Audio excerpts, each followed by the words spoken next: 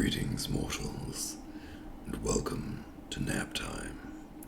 We're just gonna take it easy today, take a bit of a nap, fall asleep. This is an ASMR stream now. Just gonna keep my eyes closed. Yeah. I'm tired. I don't know. I don't really know why. You can tell. Wow, look at those eyes. That is a tired boy. Whoo boy, I'm not gonna look this direction. It's way too obvious how tired I am. It just makes me want to take a nap. So I don't know why I'm this tired. It's kind of weird. But I slept a fairly normal amount of time last night. Slept in a bit this morning. But I'm probably just sick. So, it is. I've been having some tummy troubles the last week or so. So probably something to do with that. So, this is going to be a high-octane action stream. Funnily enough, it will be actually kind of a high-octane action stream. What we're doing today is a fairly difficult task that is going to involve a lot of running around and a lot of crazy shit. So, my hope is that...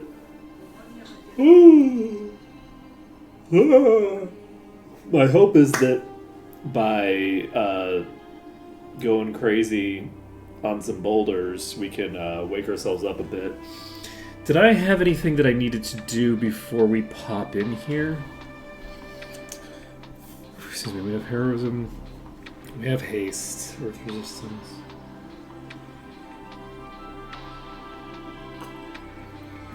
We don't have body resistance, so we don't have the might. Is that a thing that I should be putting on? Yeah, I have 44%, that's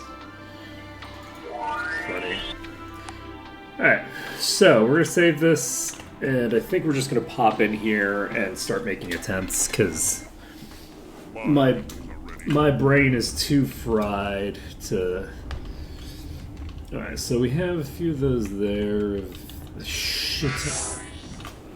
Okay. Well, don't jump directly onto the trap. Come on, let's go in! Okay. So we're turning to the right. We're jumping down. Popping over here. Okay, we got a little... set. We got a little set question mark. I think those are mid-tier. This is a really tiny set, except we have a Berserker in play. So hopefully the Berserker plays nice. I don't think they're going to.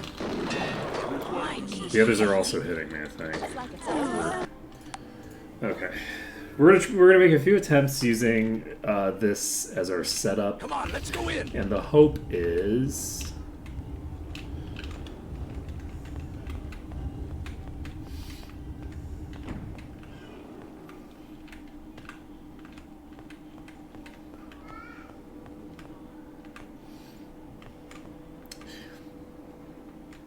okay, this is super promising. Let's try this corner again. I feel like we can make this corner work.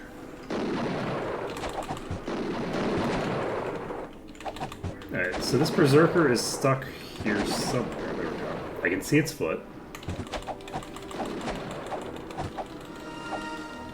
We are getting hit by the things over there.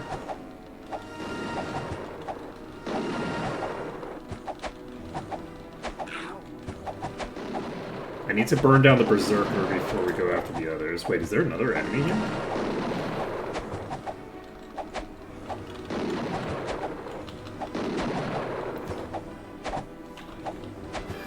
Okay, we've got a Charger here.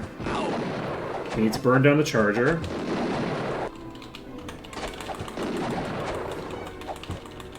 Okay, Charger's burned down. There's another one right next to me here. Okay, there's a weird element where I feel like if I'm facing this direction, they're not hitting me, but if I face the other direction... Nope, never mind, they hit me this time. Alright, so there is a Charger right here.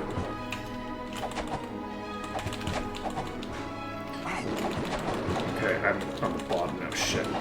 I am in direct line for these now. Oh, you know what I can do? We've already got these aggroed in. Ah, shit. Oh, we're fucked. There's gonna be more coming in now.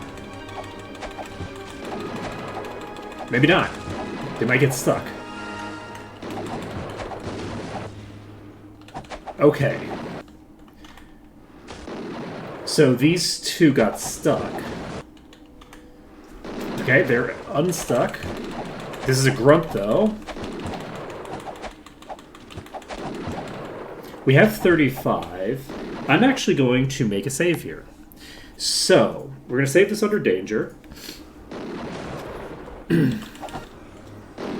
And we have one that we would like to release, but we have others that we would not like to release if possible.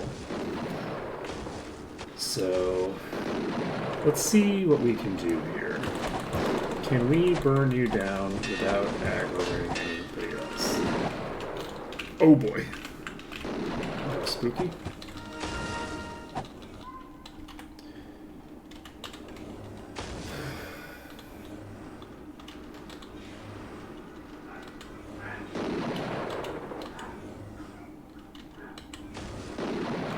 Honestly, we might be in the clear here.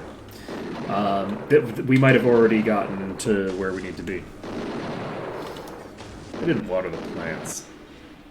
That's fine. I'll water them after I finish here. Let's see here. I should probably get myself to full HP before I die. Okay, this one's moving now. It's moved to a different holding position. My concern... Oh god, there's more than one here. I don't know if I can handle both of them, but we'll find out.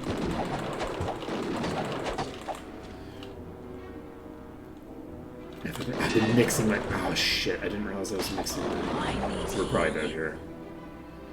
We're gonna keep splitting our damage here. Because... it's not super precise. Damn. Okay. So, we're reloading danger.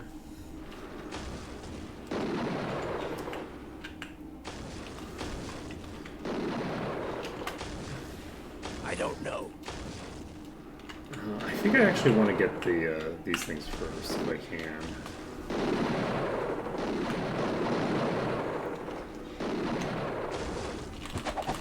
Alright, so we can burn through this one.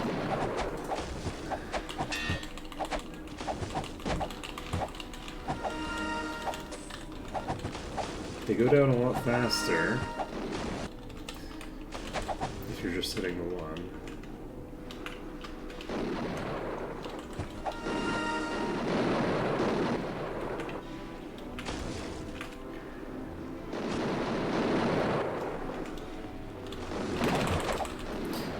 Have a little one here and a big one here. Alright, I'm gonna pull out immediately. Whoa! Because I could see that this had been released.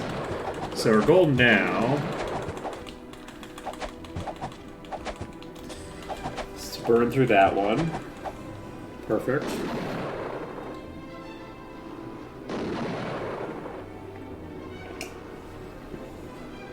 Okay, so some boulders in that room.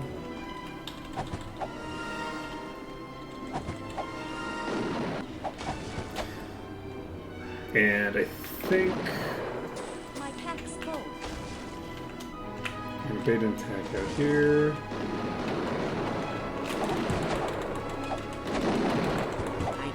Okay, this one's down. Pulling out. Alright, I think there might only be the two. And again, we have actually quite a few saves available to us here. We're not going to save again until we finish clearing out this room. But once we finish clearing out this room, we can just pop a save. I should be doing it. Okay. So, once we've cleared out the second one, we'll pop another save. And then we can start clearing through all of these boulders one by one from that point. I'd like to, because of the fact that we're going to have so many of these boulders to deal with, one thing that I'd like to do, if possible, and this is a higher tier boulder, this is the one that's doing the majority of the damage in that pack. I'm going to try to... I'm actually pulling out. Whoa!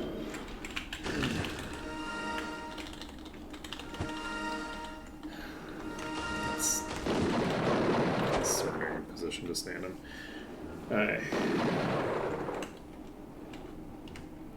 Oh, I can actually see them through the thing here. Let's see.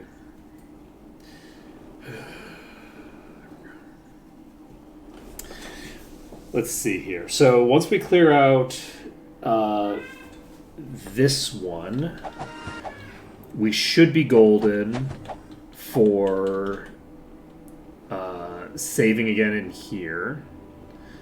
Once we've got that save up, we basically can start clearing our way through all of the ones in these hallways. I have no idea how a rock blast is reaching me. It must be coming from this hallway here. My hope is that I can get in the green in this room, but I don't think I can get in the green in this room until I've cleared out more of the enemies. Alright, we're gonna drop over here. Oh, there are two. Concerning. I don't know. Alright, that one's... Are you alive? Well, I might die here.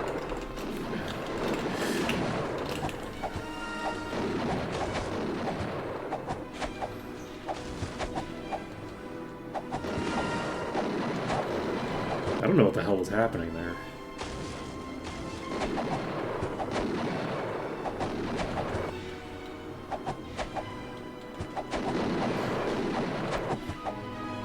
Was it just confused?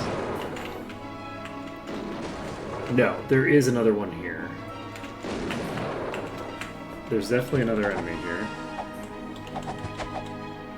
Okay.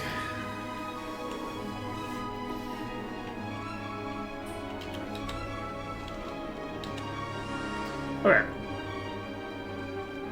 I'm gonna dive this. I have no way of checking its HP. Okay, it's dead. Okay, never mind. Its HP was the one that I was looking at.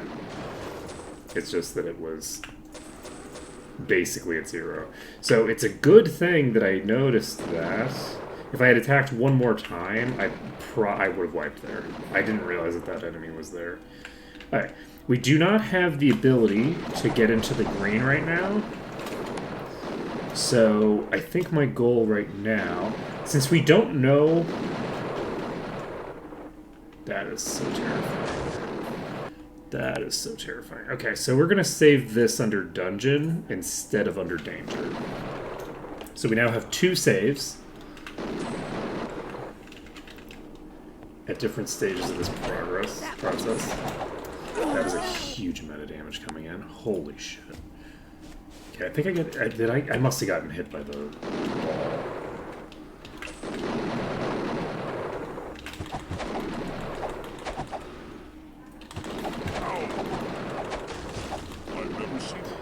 Okay, Sortira's injured now. We're pulling back.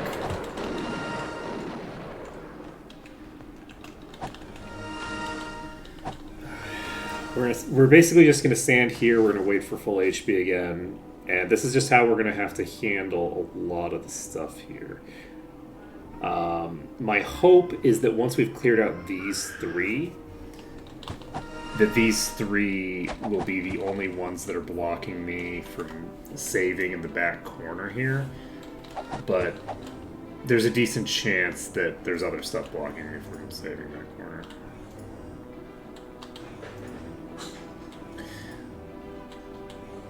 I need more investment into certain things. Oh, I just realized that I haven't spent my skill points. That's pretty funny. Okay. Let's see. What are you casting anyway? Are you using body spell? You're using heal. Wait, you're using heal? Ready.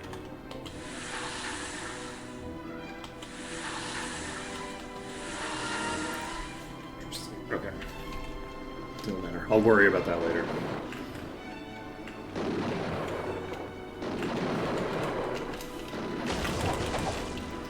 Okay. We cannot get the kill here because we're already 2 injured on Sortira. So, we're just going to wait for the regen. We're actually going to do this purely off of regen. We're not going to throw out heals because I want... well, we will with Ulrich, I guess.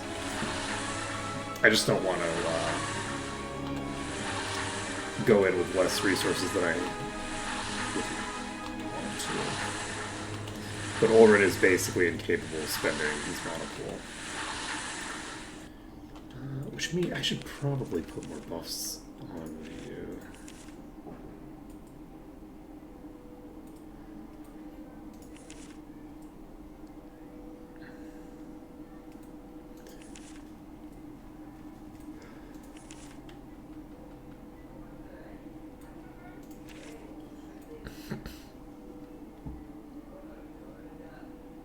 You know what? Let's put on Inhalation. Let's see how it goes. It'll be a little bit of extra damage. I don't think it's going to do a lot of damage, but it'll be a little bit. Okay, we killed that one, right? I believe we killed the first one there. Okay. Yeah, we're at 7% now, so I think... And we have an idea for what the trajectory is going to be for that coming in, so... Alright, we've got one of them cleared. That will help us a bit. It reduces the damage incoming when we are making our entry. And my hope is that we get into the green after this. If we get into the green off the back of this, then my hope is that we can basically just save up over here and then maybe like invis to a different section maybe. I'm curious where... No, they already came in. So yeah, we had a really weak enemy set up for this entire trajectory, I think. I've never Okay, seen how one many of before. these am I hitting at any given time? My hope is that I'm only hitting this. Yeah, we're only hitting the one in the front. Perfect, perfect, perfect. We have a projectile coming in our general direction. Okay.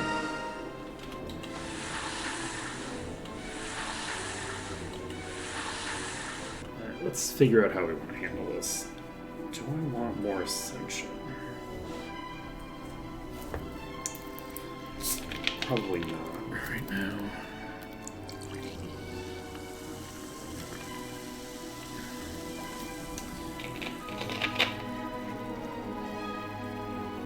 I'm kind of waiting on investing heavily into magic until I have a better idea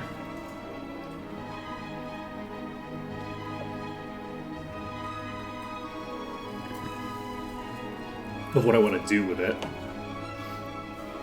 We should probably get up to GM Water, though. Since we now have access to it, let's just get this done. Let's see, you might as well just start pumping your stuff. Hey Malekith, how's it going? Disarm Trap and Meditation. These can't get mastery yet.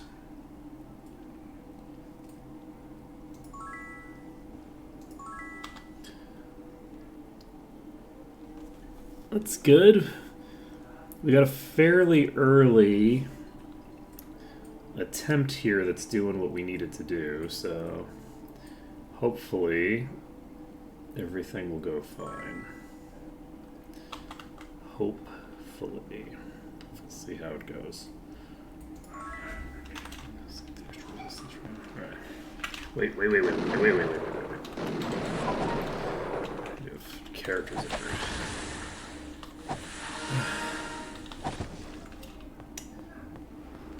Okay, we should be fine here. So we dive across to here. And this one's almost dead. Okay, we got that dead. Fuck! Oh, I got the unconsciousness. Okay, so we're gonna have to restart this section.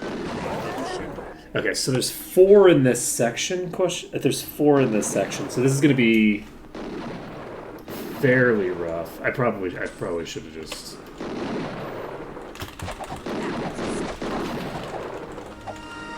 expected that. I had taken too much damage before we got in. Which does mean that we've just undone all those skills that we just did. That's fine.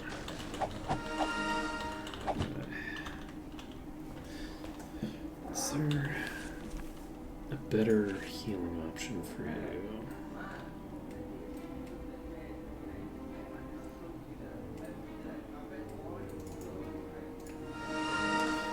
Okay, you know what? We're gonna set remove curses here as well.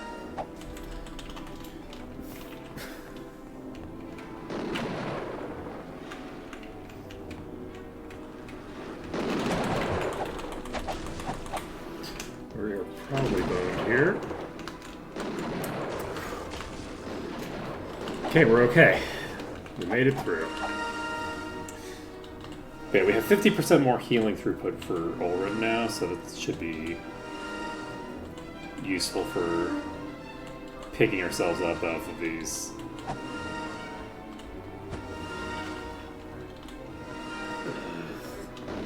Iterations. Whoa! Okay, well, that was lucky. Okay. Popping out. I'm very glad that we didn't keep damaging it until it died, because I would have gotten taken out by that.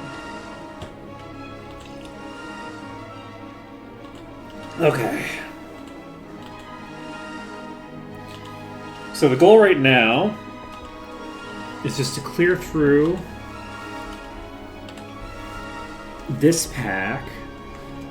I really hope that gets me in the green because I need more saves.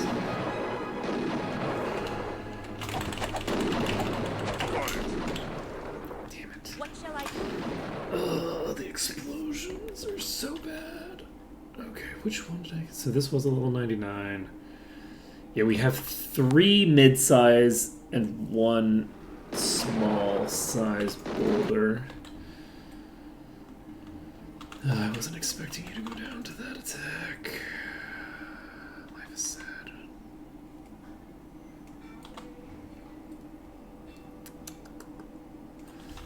Oh boy. Yeah, this is gonna be a bit of a journey to get through this.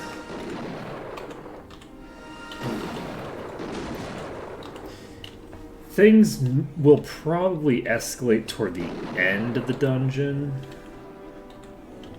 I would imagine. I feel like once we've got this set up, we can probably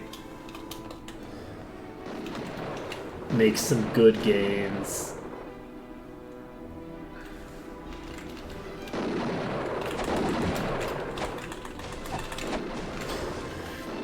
I'm feeling like maybe what I should be doing is just doing 1 round of combat regardless. I think that's probably the play. Just go in, do 1 round, and leave immediately is probably better than trying to stay in until certain conditions are met. Because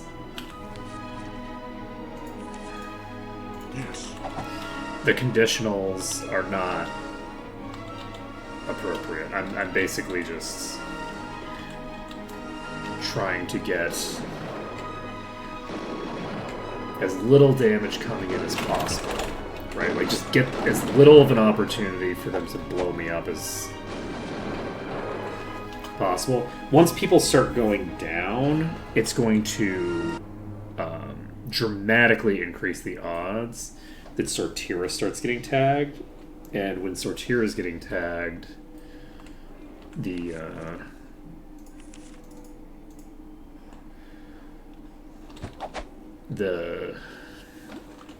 situation gets very bad very quick.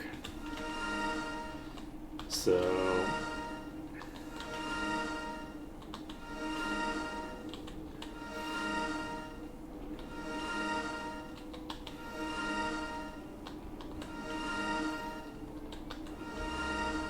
what level are we?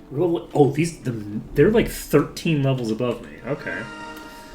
Well, you know, that explains quite a bit. That was silly of me. I didn't follow the rule. I didn't do the thing that I established was best practices. Okay, fine. Don't even worry about it. It all worked out fine. And if it all works out fine, then you don't... If it all works out fine, it was the correct decision. That's what we're going with. Not correct. Man, imagine if I wasn't insane on all the characters that have healing. Though I guess it doesn't matter on Ulrun. Ulrun doesn't have enough mana usage to burn through that SP regen. I could try to get some more SP regen on Sortira.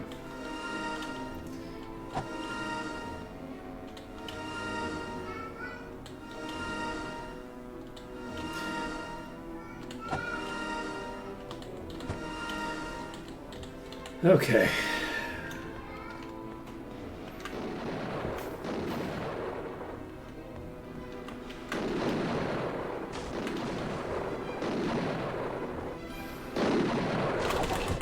Okay.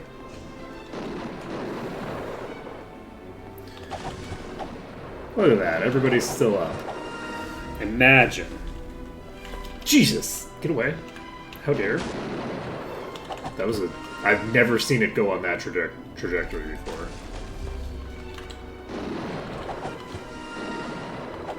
Could you stop?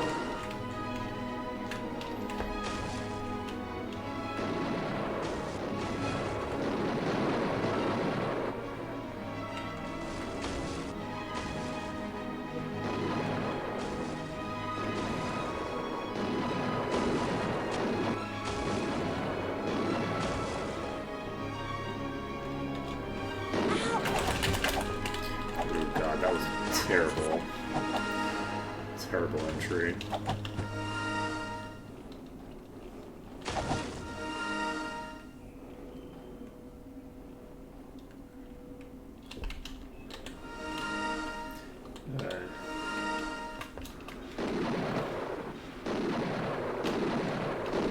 I started attacking too early there, so I wasn't actually in range. So...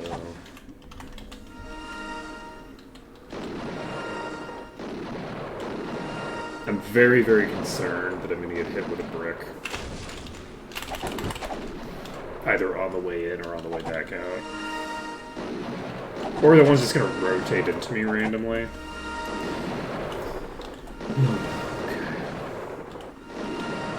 Because there has to be a top tier in this pack somewhere. I really hope that I get Invis once I clear this pack. Because if I don't get Invis after clearing this pack,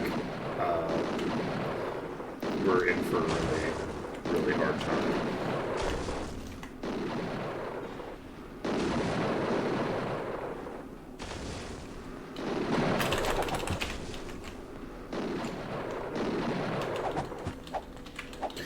We're in for a very rough time if we have to clear the next pack without being able to save for 2.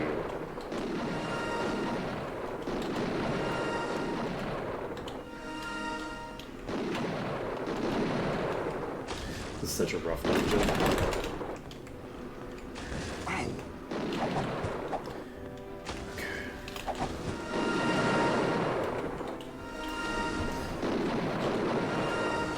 But once we've cleared this out, we will be able to go to substantially easier locales for a while.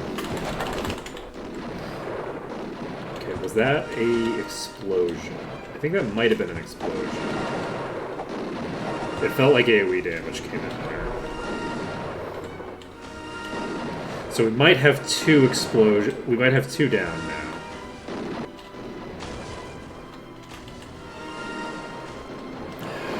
The more of them we have down, the more unlikely it is that we get burst down.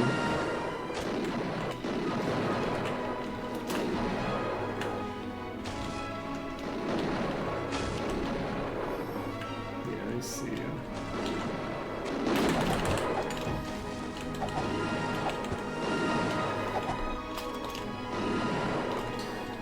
Okay.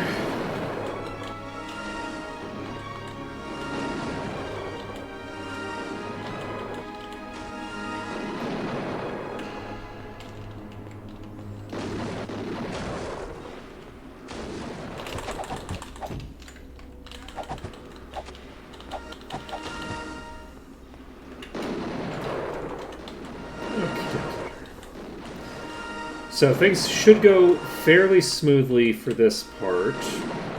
We're taking about half the damage per round. That's what we were taking before. The big concern is getting burst down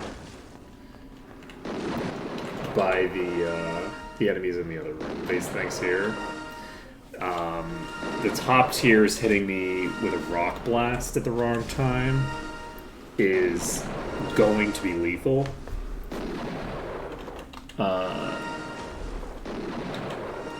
And in theory, I have ways to protect against that.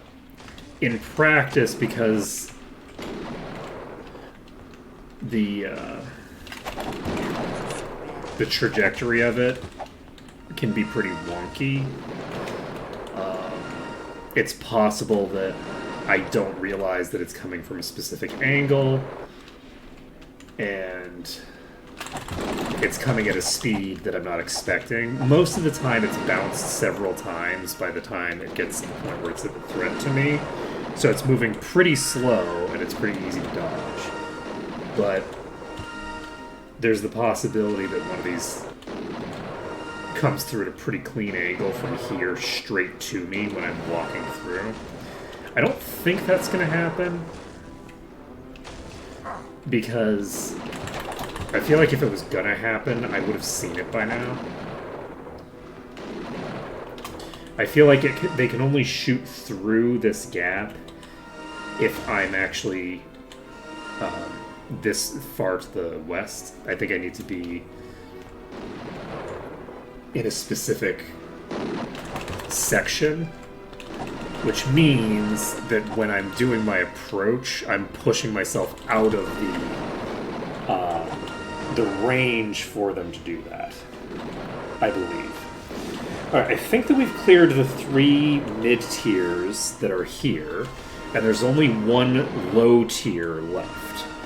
So we have the option to continue doing this the same way we've been doing it, or to try to brute force the last one down.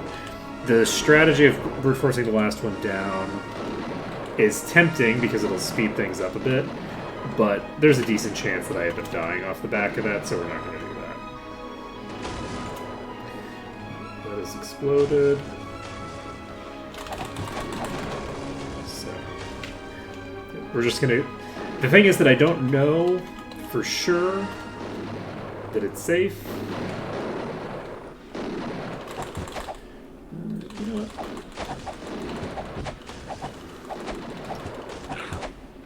I can't carry you. We've cleared this pack out. So our goal now is to see if we go in the very back here. We are in the green if we tag ourselves into the very back here. We now have 7 saves available to us. The first save is coming out right now. So, first save is going under danger. And we can now cast Invis to take a look at what's ahead of us.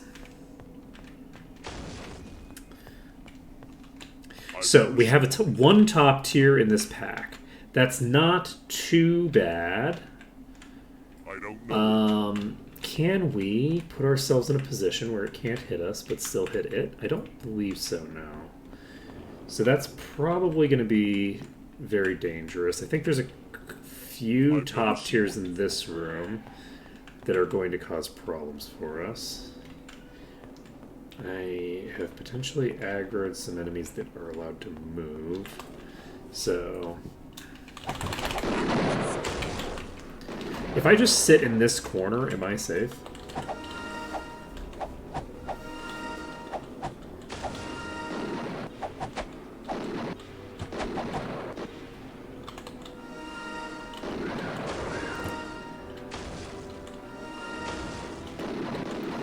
Safe is a relative term.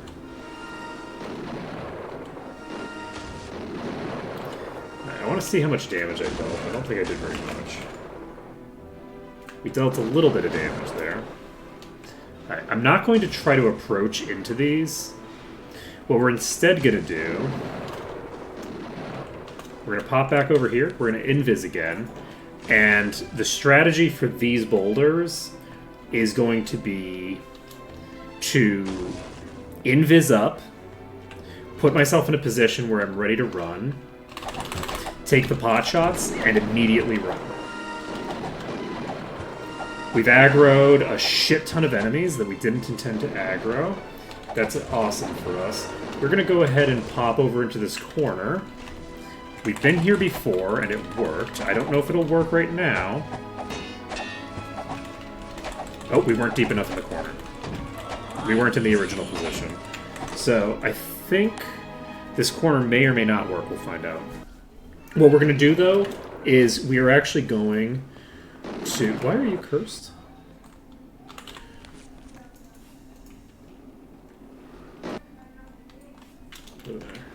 Wait, what? Why am I... Oh, God. Okay. Right, because the game is weird and saves the aggro status.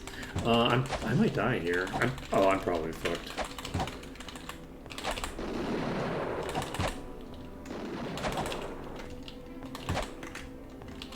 The fact that this has been pre-aggroed is probably going to kill me.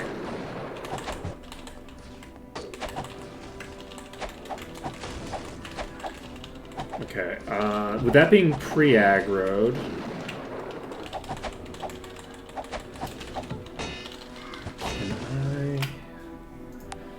I don't know if it'll stay pre-aggroed. If it stays pre-aggroed, there's stuff we can do about it. It didn't stay pre-aggroed this time. So... we need to deal with those first. 100%. And I'm now realizing that what I should do is I should invis...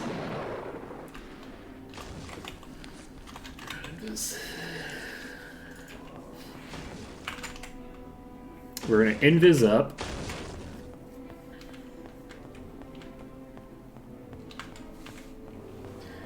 I'm going to move over here. We've aggroed something. We've aggroed some things.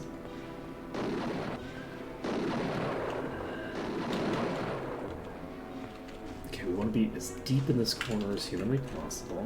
Are we in the deepest wedge? Because when we were in this corner before... it did work. Fairly consistently. That's a concern. This thing's probably just going to kill me? I don't know if I can handle this Juggernaut. Oh, it's definitely going to kill me if I'm not even hurting it. Okay, we need to stop holding back. Can someone heal me? Yeah, if I had been hitting this the whole time, maybe. But, yeah. So we do need to go invis and pull those.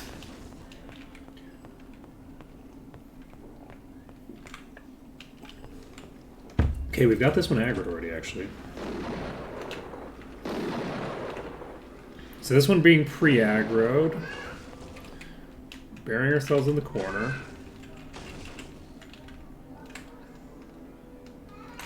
Okay, we don't need to bury ourselves in this corner yet, apparently. Need to find... This is a Juggernaut. I could probably just kite this, actually.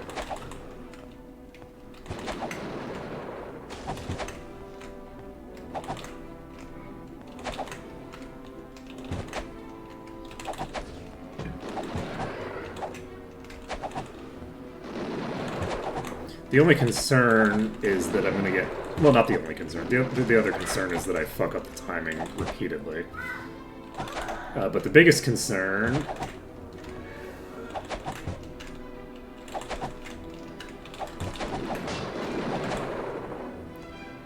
is that I actually get tagged by the projectiles. Oh, shit! Those projectiles, specifically. Alright, so we got one of the Whoops. We got one of the Juggernauts dealt with. We're popping the invis back on.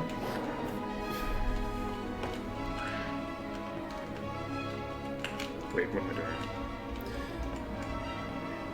Yep, I just aggroed the entire hack, basically. Alright, what I'm going to try to do here... Too close. That's interesting. I feel like in this corner I should have been further away from those, but that's okay, I guess. Let's see if this works. Okay, we got a Juggernaut on us. My hope here is that I can burn the one that's on us down before we die. Not gonna happen now. Oh, it's really not gonna happen now. With my DPSers down? No. Fuck.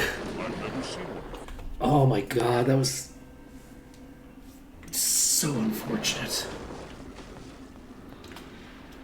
Okay, we have one of these pulled again.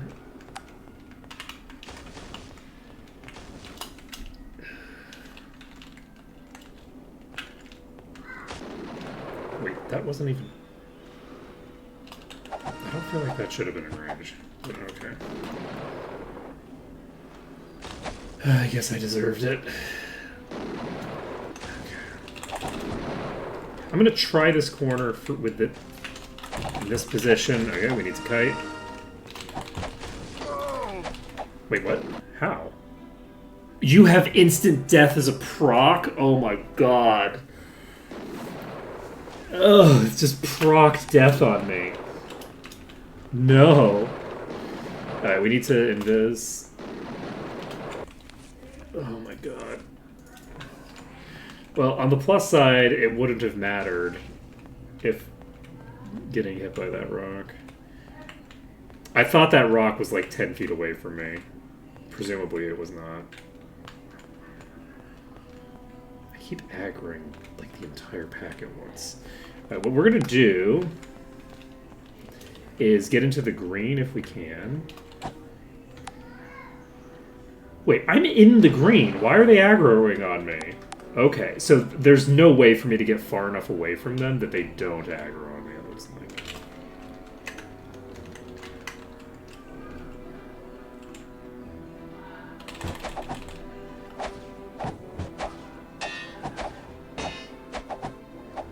I require assistance. What shall I do? Yeah, we got this pretty close to dead. We can technically beat a single Juggernaut.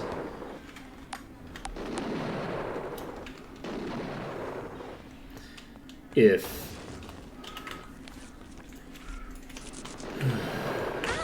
Wait, what? I thought that had already blown up. Didn't I hear that explode? I'm like, didn't that already explode? What's happening? Alright, don't worry about it. It's all good. It's all good. I'm not having a bad time with rocks today.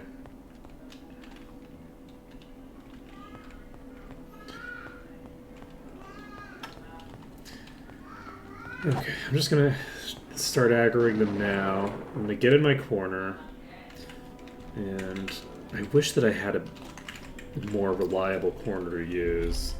This one is pretty bottom tier as far as corners go. Not bottom tier, but not great. It's not a high tier. This is not a top tier corner by any stretch of the imagination. There's a couple major faults with it.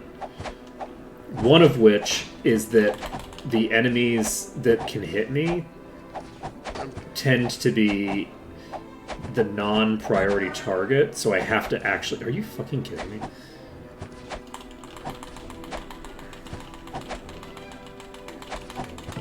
Come on. Please. You just need to die for me. Yes. Okay.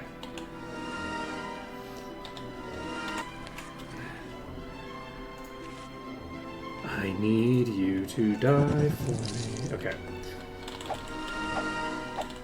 Just call me Alice. Okay.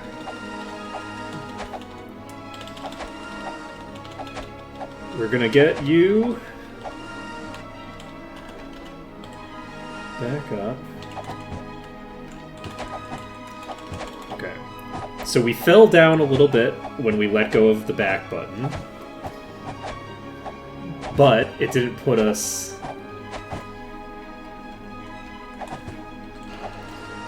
into attack position. We took out 2 juggernauts there. We're not going to be able to get in the green here because these have moved forward a bit. We're going to get back into the corner. Ooh, there's so many of them here. Oh my god, why are you a juggernaut? Still standing. Is this the one that causes instant death? I need you to die. Okay. Okay.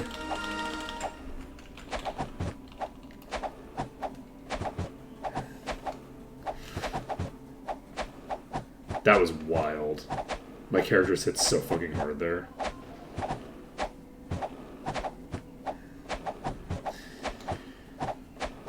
Okay. Is that all of them? Okay. We are in the green. We still have another member of this pack over there. I am going to save this under dungeon anyway, because there's really not that much.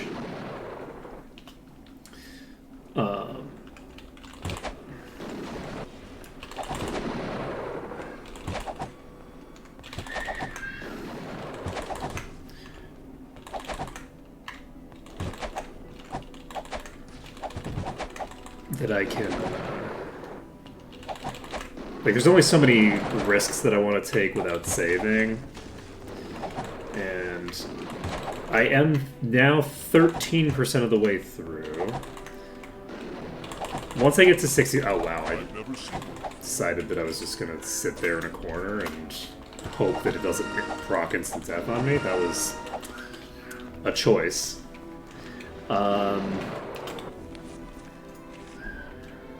What I'm hoping to do right now... you go away. My hope right now is basically to clear out all of the mobile enemies. There are so many... oh god, I just aggroed a bunch of... there's dwarves in here too. Okay, well, now we know. Now we know that that is going to be a huge-ass room. Alright. Can we get into the corner properly, please? Okay. I want to be buried as deep as possible in this corner. And the dwarves may or may not be more consistent than the things. Unfortunately, I'm buried deep in this corner. There ain't nobody coming yet. Oh, wait. Are you going to come? No.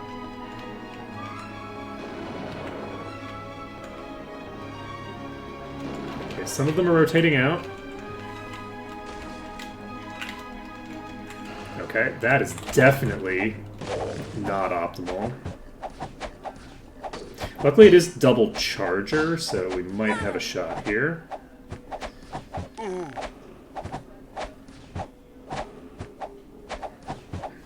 No match for me. Okay. The double chargers are dealt with. This is curse, this is curse.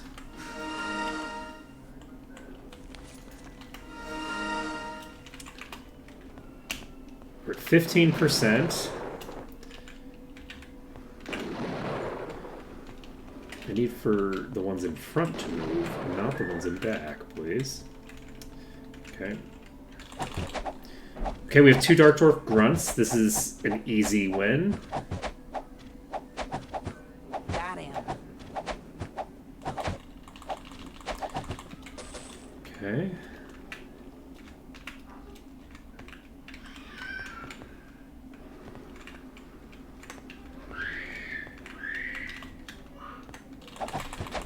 Okay. My pack's full.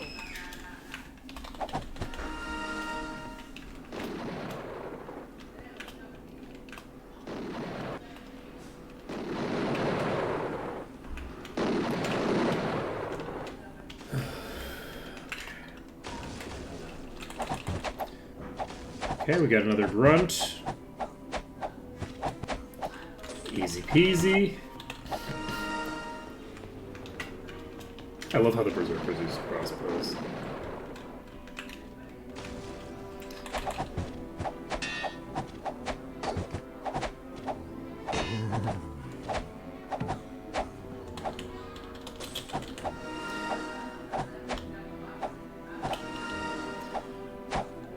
Alright.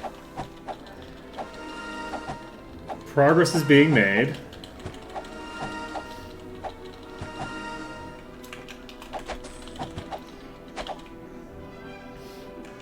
That isn't all of them, is it? No. Well, that was very dumb of me, actually. Because now I'm going to have to fight this one, potentially, without my characters.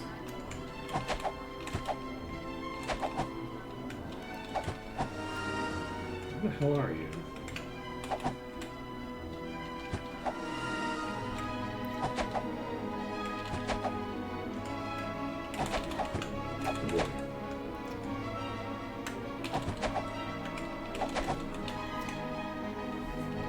It can hit me, but I can't hit it unless I put my cursor over it, it looks like.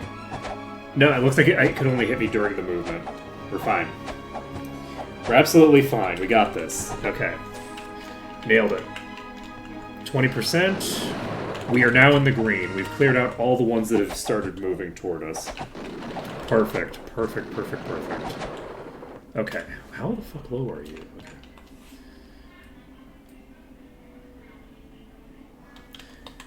Okay, so we're at 20%.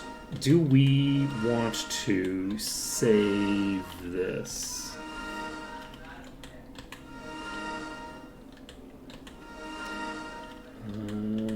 No, I don't want to save yet. We're going to pop over here. We are going to cast Invis. And we're going to engage in some risk-taking behaviors. We're going to find out what all's in here. Just rocks. Okay. Now that we know that it's just rocks in there, we are going to go save. So we've now cleared all of the mobile enemies from this section. My goal right now, I think, is to get all of the mobiles done that I can, if I can manage to make it happen. So I think what we're going to do first is we are going to try to... I think we're going to clear the big boulder out of here if we can.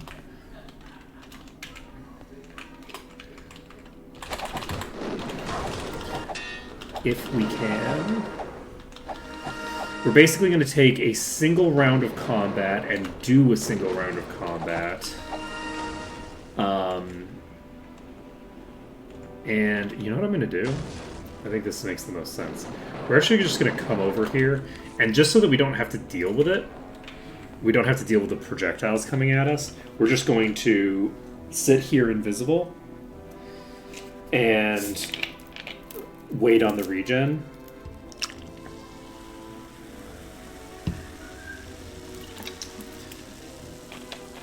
And then we can recast the invis.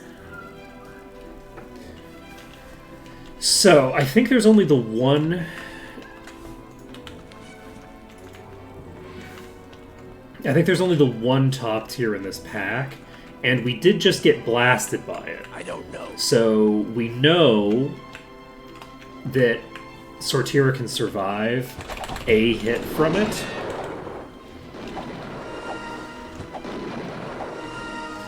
The set of hits that came in there were not the worst case scenario, but they were far from the best case scenario.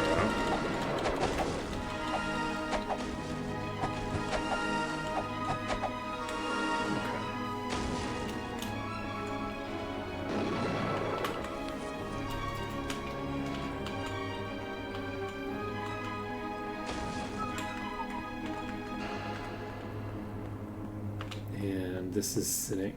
The issue is that if we have to deal with the double explosion, that's going to be a problem.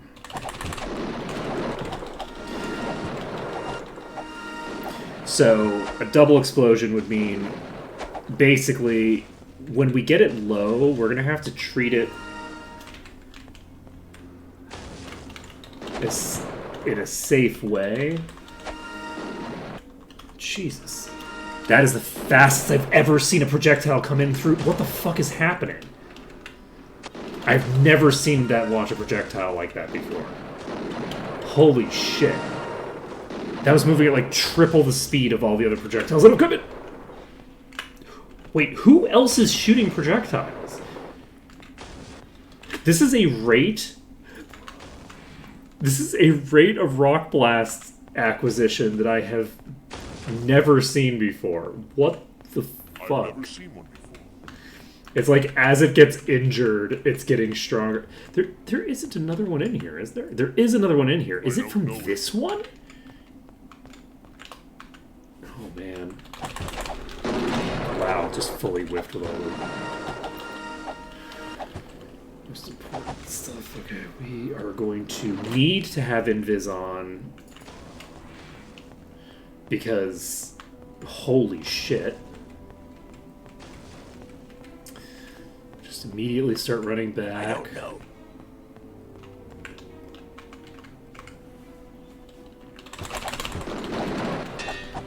Okay. Diving. Back home. Got projectiles launching all over the place. Activating invis and hopefully not getting obliterated. How are we doing? Hey, you know, it's below like 80% or whatever, so that's progress.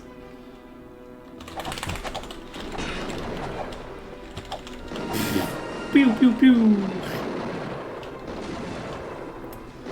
Okay.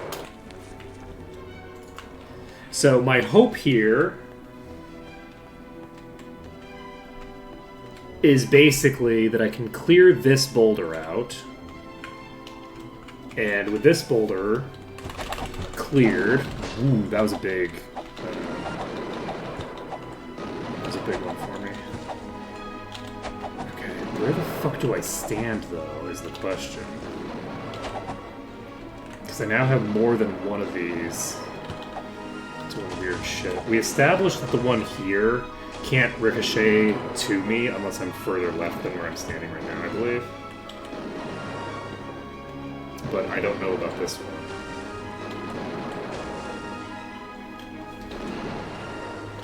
Okay, we're gonna go ahead, cast our invis. Okay, let's take a look. Hey, it's below half.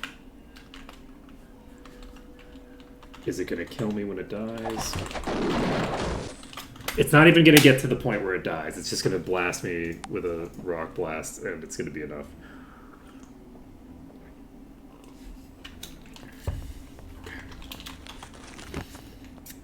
That is a concern. I don't know how I'm going to deal with that. I don't know how I'm going to have to deal with these top tiers if they can insta-give me. With that kind of a setup. The only thing that I can think of is that I need to get to the point that I have unlimited save. Wait, why? That was fast. Yeah, that was faster than I anticipated it was going to be. Okay. So, we're going to need to get something aggroed in a timely manner. I think there should be enemies to the north that I can aggro, maybe. Bring around. Oh, Summoner Boulder. Okay, so hopefully we can bring these to where we need them.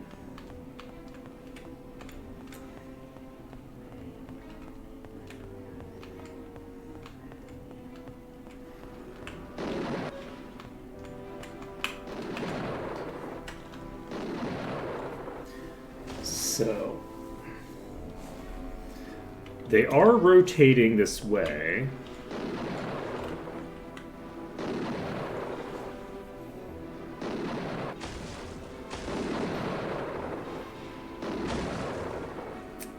I think if I can get this to 65%, we might be okay.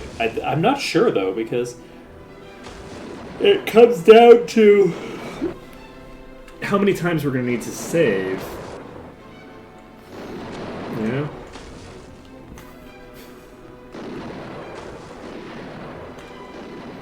Especially with the boss. Like, I don't know how we can make a boulder boss work if the normal boulder's already one-shotting us.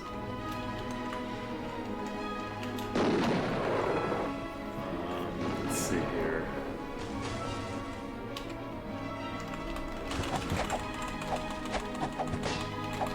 Okay, we have a Juggernaut here. We can hopefully kill the Juggernaut. Require assistance. Life is sad. Require help. Oh boy. Oh boy. So what else could we do? We've established that the chest rooms aren't going to help me. There might be another corner somewhere that I can play with.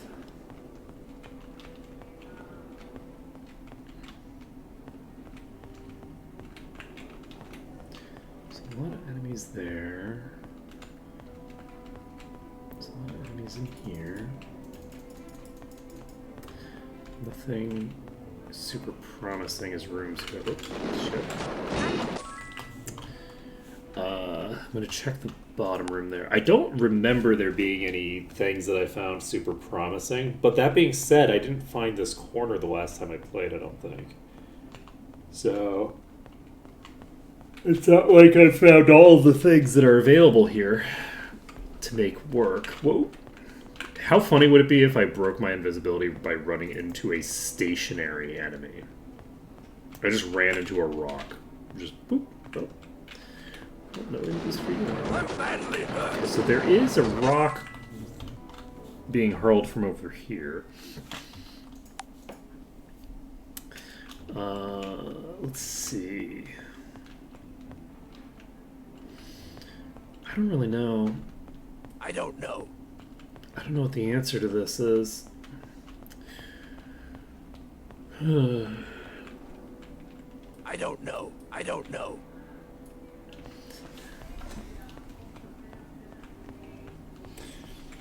The thing that's actually most on my mind right now is that summoning boulder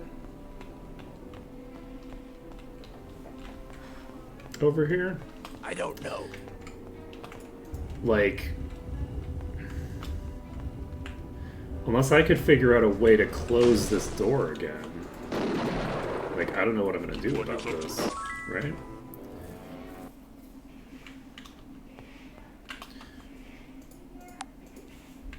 Why did I become visible there? Did I get too close to the boulders, or was it because I opened the door?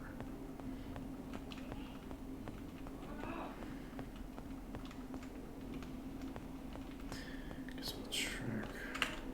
We're gonna do this again. Okay, I must have gotten basically inside of that boulder. I'm gonna go over here. Fuck! Fucked it up.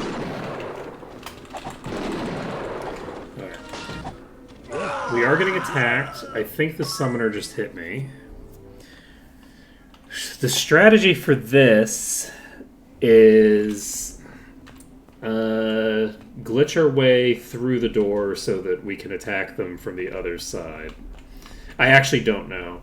The fact that I died here is very concerning to me because I was not at what I thought was a particularly dangerous moment in the pull.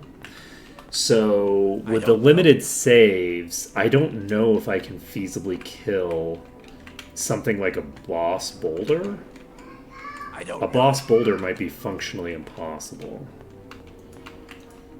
So the only thing that I can think of is that because of the positioning on the boss boulder,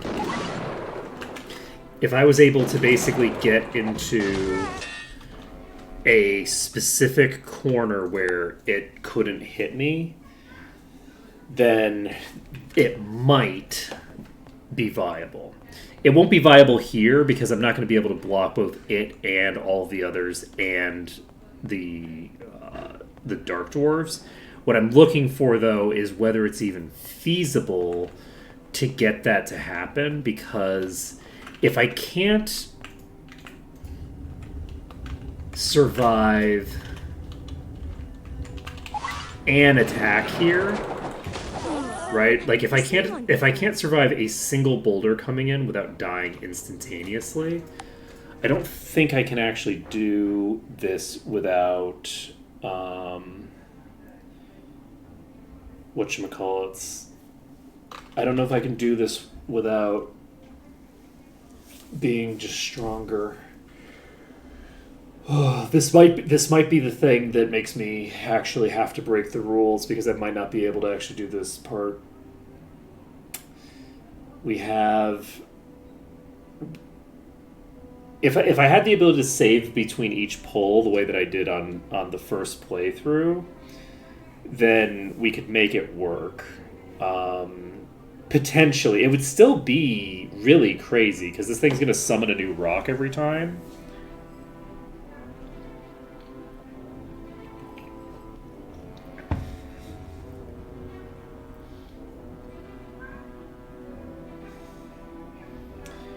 So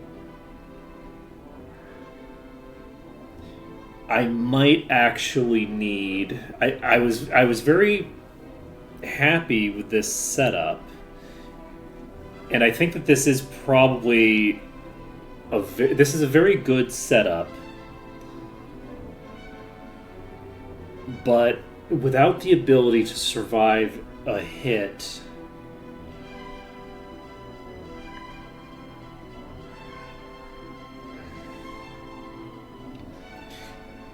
it would take so long. Like, even with 17 saves is a lot of saves. I think the Murmurwood's place has 35 food available. So 17 saves is a pretty good number of saves. If I had 17 saves devoted just to the summoner, could I kill it?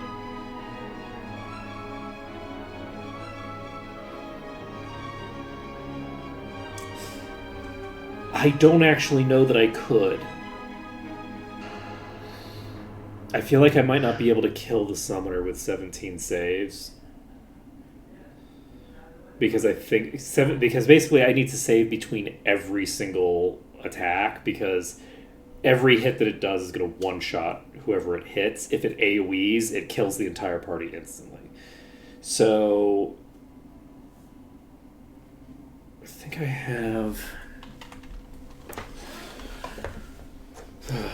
Earth Resistance active. Let's see. Oh, while I have you here, Malekith, you might consider, you might have already done it, but you might want to reduce the incidence of the resist if affix spawning on items, because if it doesn't stack with other items, it's a really bad item it's like a really bad enchantment to have like propagated across a lot of gear, because it ends up being like, okay, well, this is basically an empty enchant slot. Because even a stat that you don't necessarily want a ton of is still worth something, but getting like 13% fire resist when you already have 20% is useless. So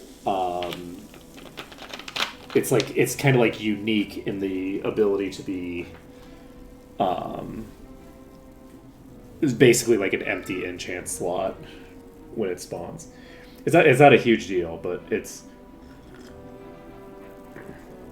so with here, it's fairly common to find like resists on gear, right? So obviously, like having double on a piece of gear can't spawn anymore, which influences things a little bit, right? But like everything has some resistance on it, right? But you can only get a total of 6 enchant slots filled with resistance gear now, because you can't stack it. So you only have 6 slots total available to put resistance on. So, but resistance is an extremely common enchantment, which means on gear you're going to have a bunch of gear where it's like, well, I'm using this even though it's not giving me anything in that enchant slot. if that makes any sense. Where it's like, instead of it being like a neat little bonus to have like a little bit of resist that you may not use a decent portion of the time, but when it comes in handy, it comes in handy. Instead, you have like a fully like, you just have way too many slots dedicated to gear that doesn't have any effect, because slots meaning the enchant slots, not like the total gear slot. Because it's like, okay, well, this has like some good stats on it, and then it also has one of the resists, but everything has one of the resists on it. Anyway, it might be in part fixed just by having the thinger, but the inability for duplicates of the same one to spawn.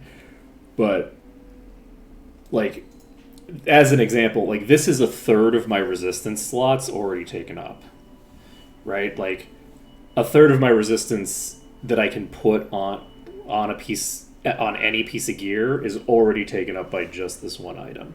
Technically, for this character, it's actually half, because this character doesn't get mind or body, but we can ignore that safely. But like, this is like a third of the total number of slots that can be filled with it. So I'm thinking that it might need to be a more rare affix, if that's even possible to do. I don't know if it's possible to do that with those kinds of things, but make it like as common as like Arms Master, as opposed to being as common as HB or as common as like Might, because I feel like resistances were like about on par with all the base stats before, as opposed to like these more rare affixes like Arms Master. And that's it.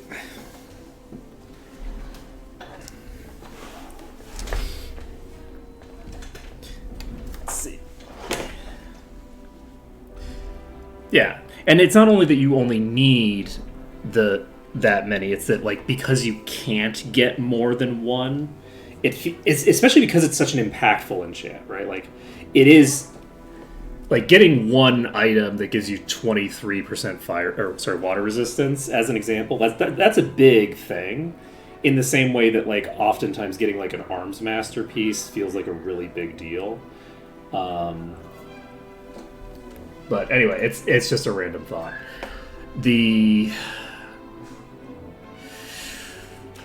It's a random thought that I'm using to distract myself from the fact that I might be in a hopeless situation right now.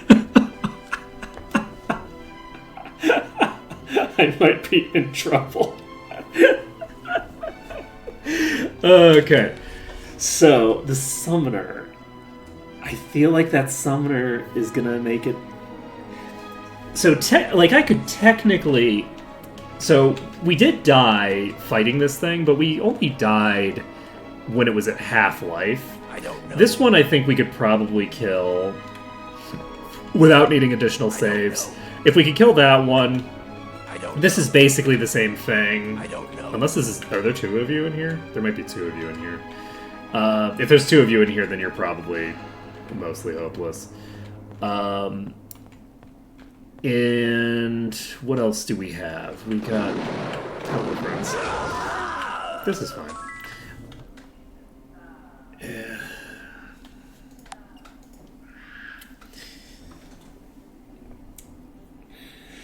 Yeah, this dungeon is it's very... I feel like this dungeon would be pretty easy if I was able to use range attacks to a degree. Because once I get this room cleared, I'd be just like toasty. So the thing is, I can unlock unlimited saves, or at least functionally unlimited saves. The big concern that I have, because like there's a lot of non-stationary enemies, and if I can lure the non-stationary enemies, did I get too close to the enemies? I might have just taken too long.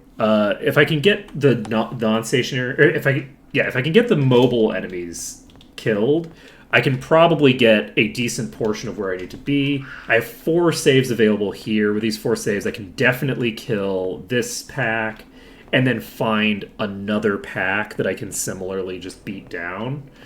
And then find another... Like, I can probably find 4 packs in here that are possible to do. I don't know. That's a thing I can do. The biggest concern, outside of how long it's going to take, because, you know, I don't want to beat my head against the wall indefinitely, is my biggest concern is just that one boss, and whether I can kill that one boss at all. Like, basically I'd be fishing for RNG 17 times to get, like, individual attacks into this boss. Like, that's the basic gist of how that strategy would be. And the funny thing is that, actually, if we didn't have any boulder bosses in play... I don't know. Which we almost don't. We only have the one that I can see so far. And... Can I sneak past you? I might not be able to get past you. Okay. Nope. Okay. I need to take a look at this. I need to look at this room.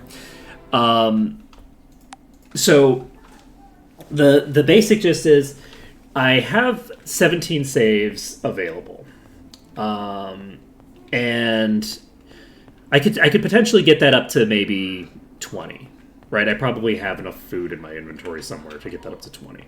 But I have like maybe 20 saves. And the question is whether I can kill this boss with 20 saves. And the answer to that question, I think, is a no. Is there more than one of you here, or is it just the one? It is very tempting to try to make it work. Can I even hit you from here? I can't even hit you from here, so yeah, it definitely isn't going to work. Alright. I can't hit it from in that room anyway, so there's no shot that we'd be able to use that room. And with only 17 saves... What I'm going to do is I'm going to run up to it, I'm going to do a single round of combat on it. And once we've gotten our single round of combat into it, we can see what percentage of its HP bar we've done, and make a judgment from there. My guess is this is going to be nowhere near 1/17 of its max HP. That's nowhere near 1/17 of its max HP. We are not doing anywhere near that much. So, What is it? wait. I need heal.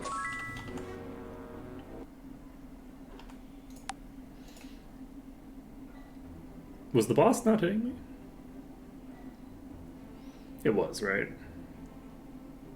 It didn't feel like it was, because it didn't feel like it was taking as much damage as I would have expected. But I think we might have to... We might have to make an actual exception on this. We might be unlocking... This might be the wasps of this run. This might be the wasps of this run, where this is the first area that we're actually like, no, this isn't actually going to work. Just because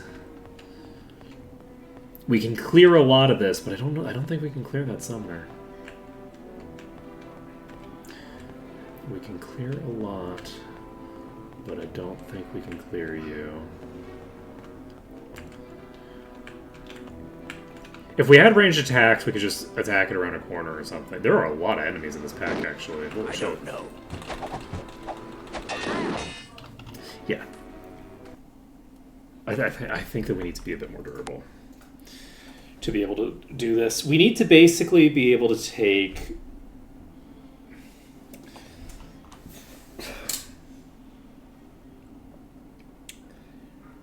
Okay, let's figure out what the parameters are and what we need to be able to actually handle this boss. We need to either have enough damage to survive 17... Sorry, to kill it within 17 rounds of combat. Or, did I take my meds this morning? Today's Tuesday, right? I did not take my meds this morning. Alright. Or, we need to be able to consistently survive a single round of combat. Those are the two ways that we can deal with something like this. The other is if the boss is a swapper, we can kill a swapper. A swapper we can kill, because it'll swap to my location. I just have to basically manipulate its position until it's where I want it to be. If I can put it in a corner, then I can just kill it. So those are our options for those.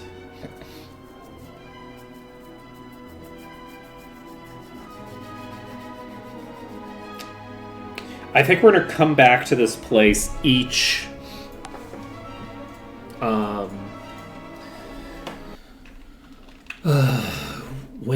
Okay, so first of all, we're in Might and Magic 8. And where are we going within Might and Magic 8? If we don't do this, because I think that this might not be feasible, just because... It's tempting to just restart it until I get a thing with no boss boulders, but that's crazy. That's a crazy amount of RNG. I don't want to do that much RNG play. I'd rather just take the L. If we are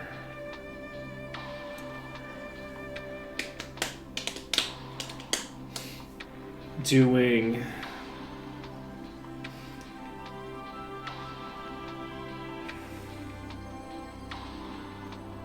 Sorry, I'm fixated on this because I feel like it might theoretically be possible, but the thing is that it's possible. It just requires so much RNG. No, I'm not accepting the amount of RNG that's involved in making more attempts here.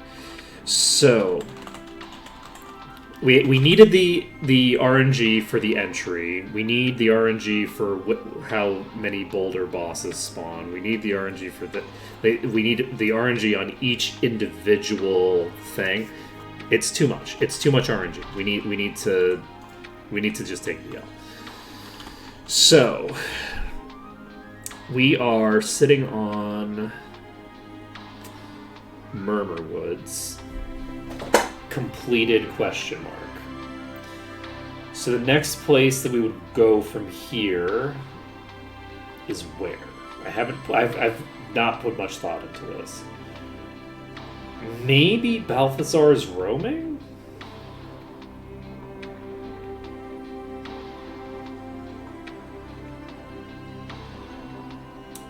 Is that where I want to go?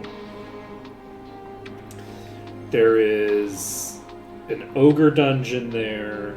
There are some things there. We can't unlock any of the useful stuff in that zone. So there might be very little reason to bother. Let me take a look at my map of this place. So we have Ravenshore, we have Alvar. We could go here, but there's a bunch of dragons over here. And I don't want to go here and get murdered by dragons and then have to make another exception. We have the Necromancer place. We have this place.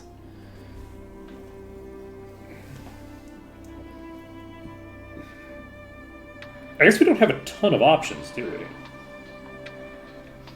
we? 8's a pretty small place. All of our options are potentially very dangerous. I think we Garrett Gorge.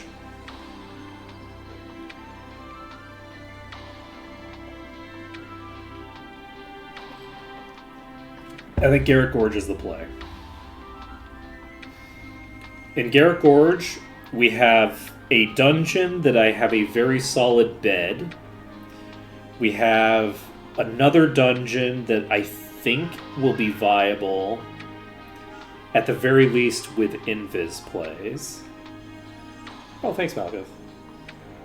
We have...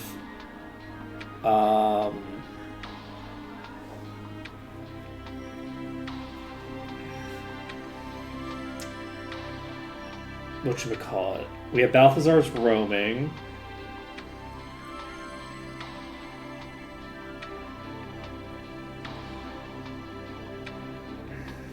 What am I waiting on? Party's level right now is 86.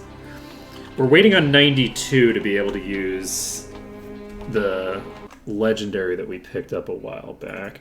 Give me a second. I'm going to pick up my drive. I don't know why I didn't think that I needed to look up how my routing was going to go. So we did finish Trollhome. Put fail under Druid Monolith because okay, we did you and we did you. Okay, so Bootleg Bay is fully done.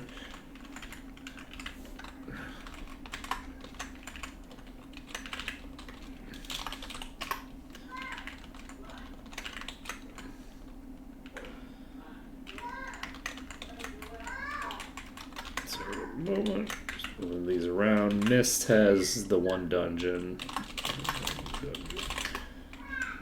Okay, Mist is done. Oh, is this out of the? Okay. We've fully crossed the formatting. So if we do Garrett Gorge, we get 2 dungeons that we need to clear. Those being the Dragon Slayer Lair and the Naga. So, just go Dragon Slayer. Layer adds too many things there. Okay. So, what else do we need to do? 1 second.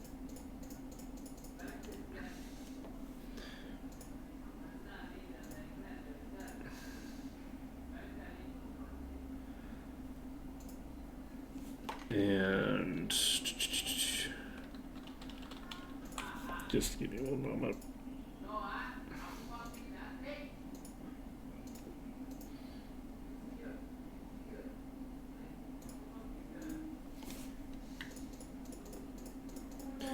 Have to do the thing quick.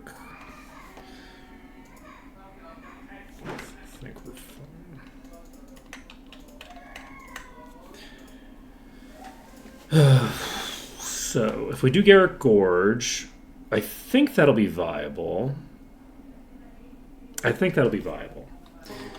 So we can just walk south from here to get to Garrett Gorge. And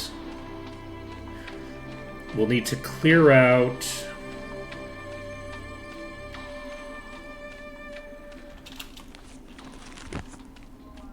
We'll need to clear out the Dragon Slayers.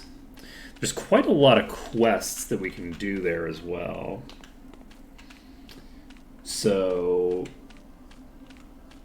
we can enter the Dragon Caves without worry, because the Dragon Caves, we're not going to be clearing those out. So those are a place that we can go to grab quests and things like that, which means that we can turn in several quests and get a lot of experience, I believe. So let's do this. So is this the okay? So we already made a pre-druid save. So let's pop over here. And the fact that this is going to give me a bunch of experience means that I can hopefully start getting stuff done in Garrett Gorge pretty quickly. So we're going to grab these Dragonbane flowers. We're grabbing 2 of them.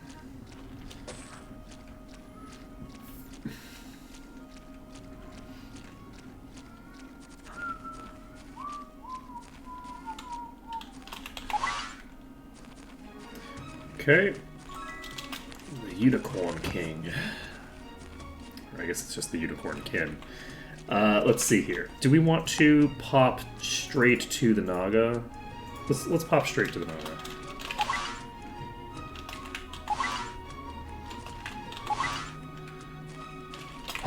Okay, let's see how tough they are. They're not weak. I'm wounded. Got him. Got him. I can't carry him. They're fairly durable.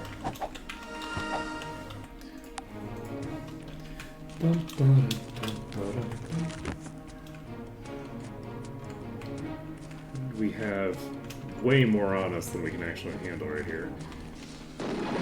What I'm looking to do is basically just get into the stronghold over here. Not into it, but to get to the stronghold. Please?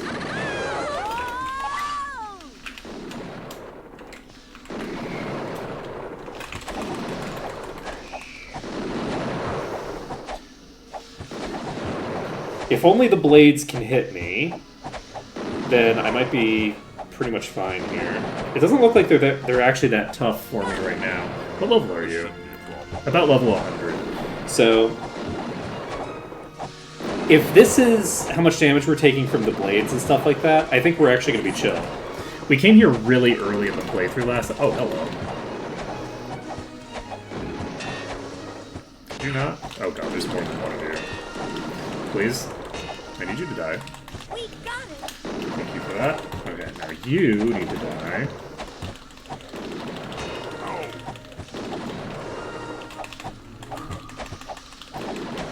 There's so fucking many in this bag. Oh my goodness. So we should be golden to just fight these off here. I don't think this is going to be too troublesome. Like, they're certainly strong, but they're not overwhelming anymore. These were, I think, pretty overwhelming on my first playthrough. But on this playthrough, they're much more reasonable. So, goal right now is just to clear through these. With these done, I don't know how I want to handle some of this stuff. I think I might just do all of the dragon quests, basically, right now. Right? Like, I think that it makes sense to do that.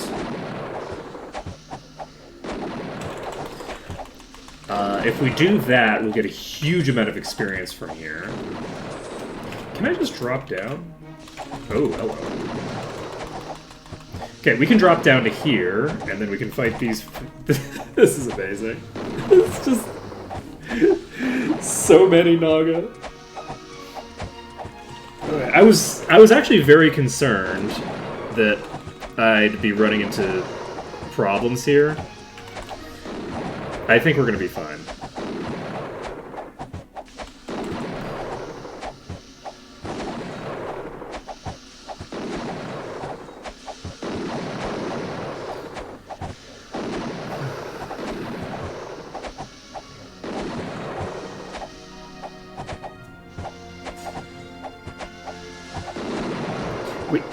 The other advantage of being down here is that, if necessary, we can actually jump back up to the next level. And then we'll be all set. Oh, you know what I should cast? Let's see if this gets any good work done. We're gonna cast Immolation. None of you are going to be in range for Immolation. None of you are in range for Immolation. That's fine. None of you are in that close to range, I don't think.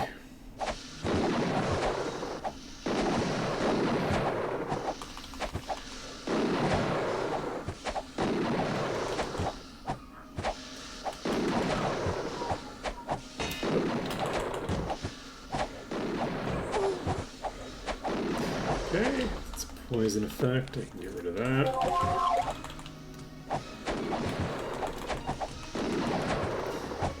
Alright, I think... Oh, you know, I could just double speed, couldn't I? That would make sense. So we can basically just clear these out. We have enough regen to deal with the periodic blasts from the things.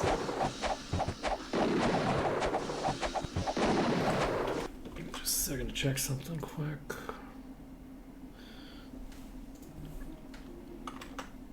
Okay. And once we've got these cleared out,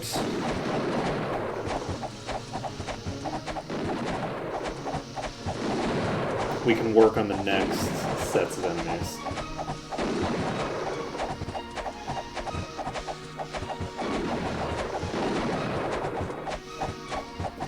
So my intention here is to clear out all of the enemies in the overworld that I'm going to be fighting before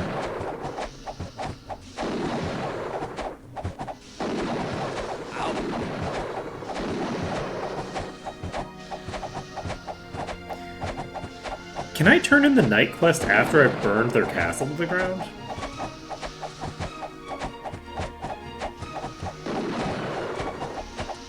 I guess in theory I must be able to, right?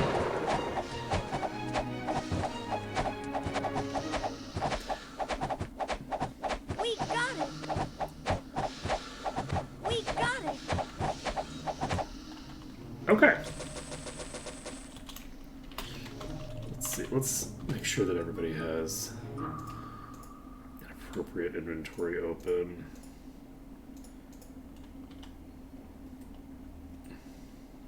It's worthless.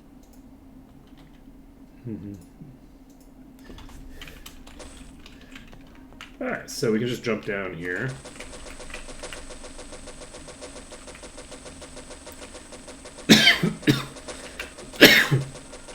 Okay. So we can rotate closer to the front.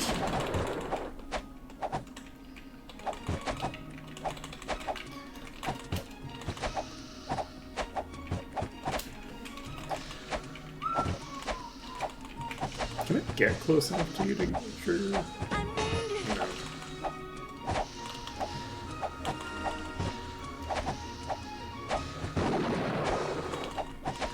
I'm gonna deactivate the immolation before I forget.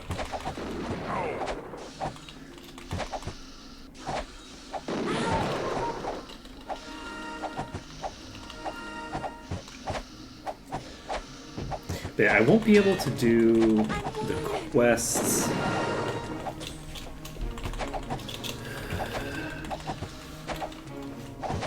No match for me.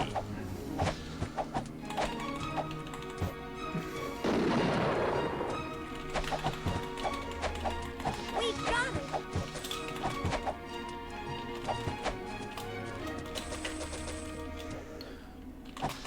Hello, friend. Got it.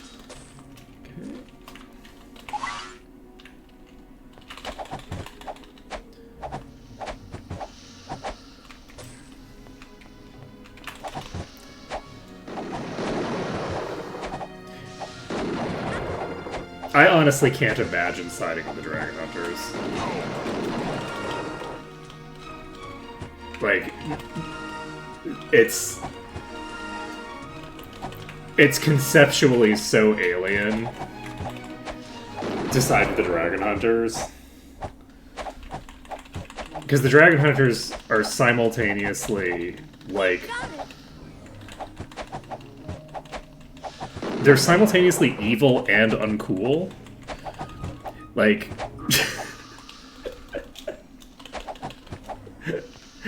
At least necromancers have kind of, like, a coolness factor to them. That you can, like, go, yeah, okay, I get it. Whereas the Dragon Hunters are just, like... You know... They're just here to do a quick genocide, but also they're just dudes with swords. It just feels like such a weird, like, the dynamic between the Dragon Hunters and the Dragons is just absolutely batshit on so many levels.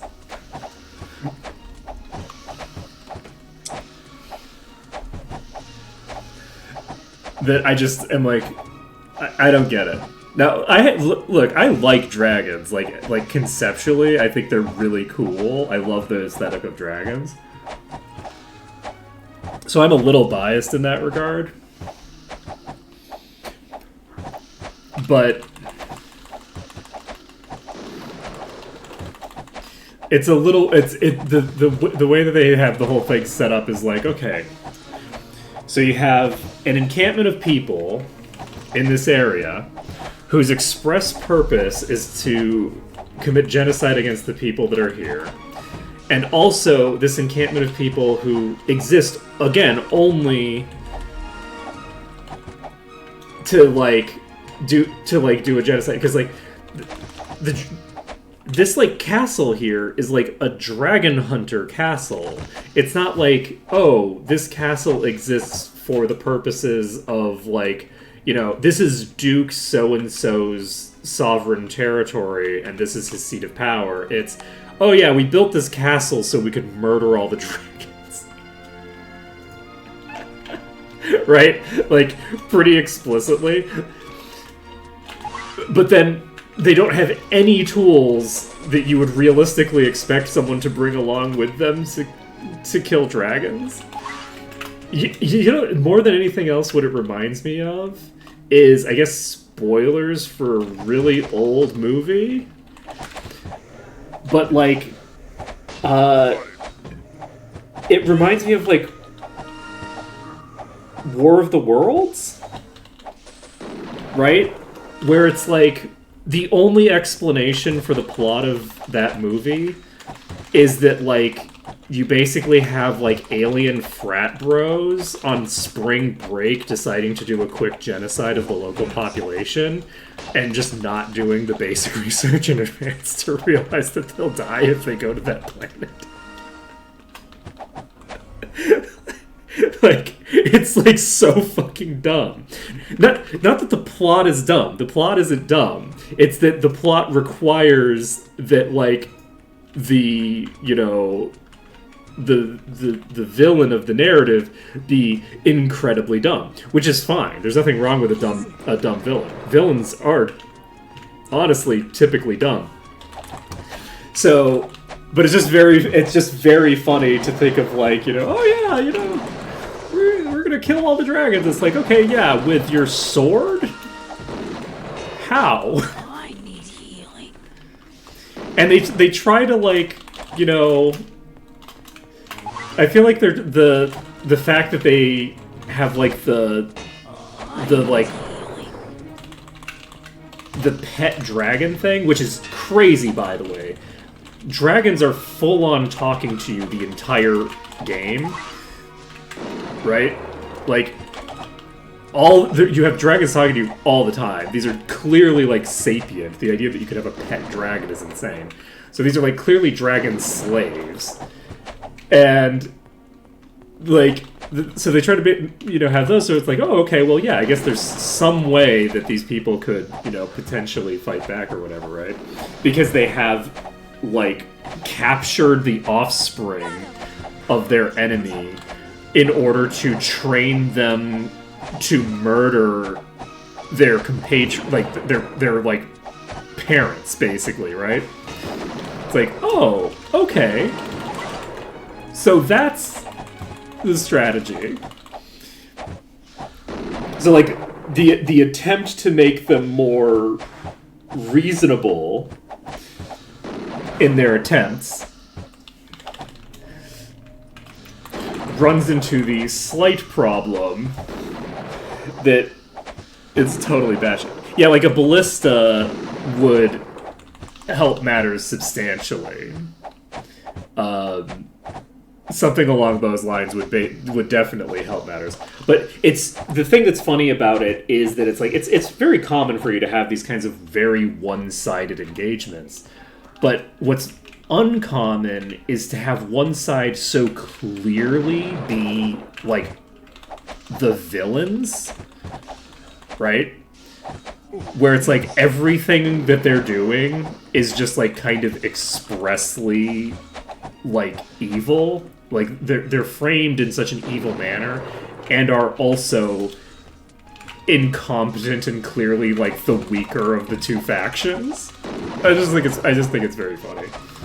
It's an interesting combination. You do see it sometimes in media, but it's very uncommon to see that combination of like, ah, yes, we are simultaneously Mega Hitler, and also we are obviously incompetent. Which, to be fair, is that's a very common trope in reality. It's just that it's not very satisfying in movies because it's just too easy, right?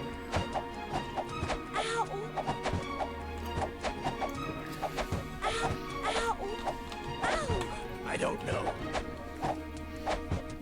It's actually one of those interesting things that, like, I think is kind of interesting about the way that, like, like evil empires and stuff like that work in fiction, where it's like, okay, well, we need to have like the person in power at the beginning of the story be like the big bad, the big evil. So we have to have that be like, they have to be coming from a position of strength, because otherwise, like, what's the plot? You poke someone in the head and then they die because they were weak. But and so you have like these like empires that are built on like, the precepts of evil, right? And it's funny because it's like, man, empires like that don't tend to last very long. Like, this is a very short-lived experiment. Which, I mean, to be fair, happens in those narratives as well, because, Wait, did I just fall off? What happened? Oh, there isn't enough space in that corner there. Okay, gotcha. That's what's up. Alright.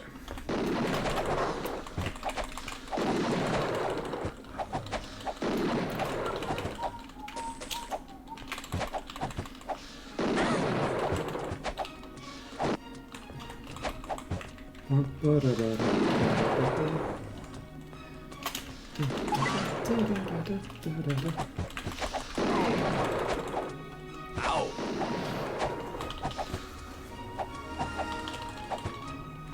Yeah, so one of the things that's interesting is that there is an association with evil being strong in media that is just a product of, like, narrative, right? Narrative requires that the evil be strong, at least for some period of time, right? Basically, right up until you finish the climax of the plot, evil has to be strong. But one of the things that's interesting is that, like, in the real world, like, things that we generally consider to be evil are extremely weak. Like, whether it be, like, your political systems, your economic systems, this, that, the other thing, right? Like, they're all really bad at things. Like, as, like, a classic example, like, slavery is actually a really, really garbage way to run an economy if you want a powerful economy. The economy of, like, the Deep South in America was garbage compared to the North during the era of slavery. It's just that 5 people got to benefit from all of that wealth, right? Instead of it's being spread amongst, like, the entire population. And 5 is, a slight overstatement, but it's not like it was every white person. It was, like, the richest people who owned 40% of the entire area, right? Who really want to maintain these kinds of systems. But, like, and, that's true for basically every, everything. It's just kind of interesting how, like, like, obviously, like, the Third Reich was, like, kind of a garbage country. They took, like, the like, leading scientific power in the world and just drove the science into the ground because of their, like, crazy hatred. They had to invent, like, complete nonsense to compete with, like, physics because, like, the Nazis thought that physics was Jewish science. Like, they're insane, right? And it meaningfully, mechanically undermines your ability to be a powerful nation, to be evil. You can be a little bit evil and still have a powerful nation, but there's limits. So, like, those super evil, like, entities that you see in media tend to be mostly unrealistic in the sense that it's like, oh yeah, by ruthlessly exploiting their population, they managed to boost the technical capacity of their economy. It's like, no, that's not how that works. Exploitation is bad for the economy. It's just good for the people at the top of the economy. But the economy as a whole weakens, which means that you inevitably get invaded by foreign governments who take you out, right? Like, fascism, not a great, not a super great way to maximize your the longevity of your nation.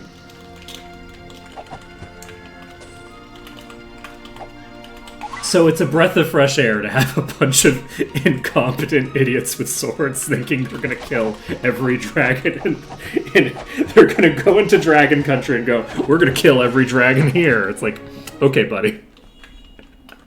Okay, buddy, sure. Sure thing, I believe you.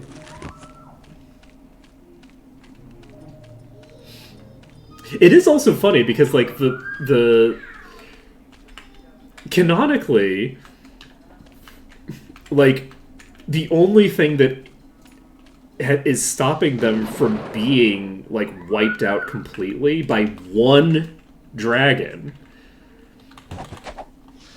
is the fact that they did a kidnapping, right? They have a hostage, and that's the only reason their little, like, war is allowed to exist at all, is because the dragons can't do anything to fight back at the moment.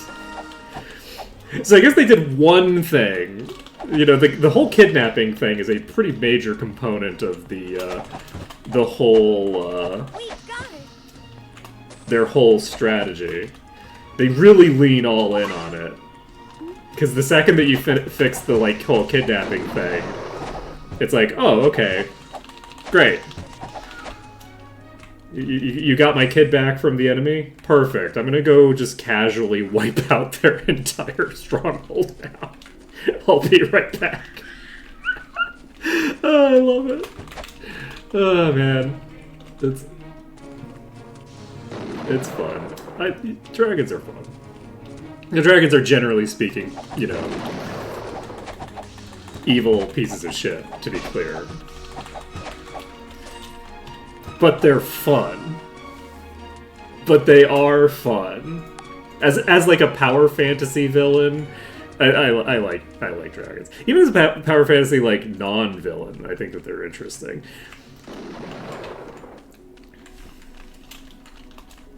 It's like, what? You dare to attack me here? Do you even know whom you face? Not a dragon that says that, but it has very dragon energy.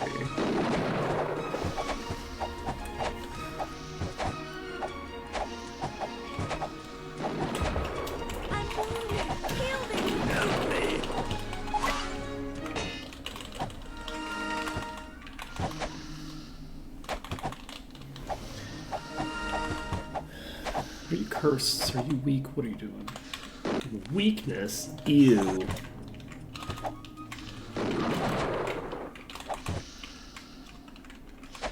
Yeah. Okay.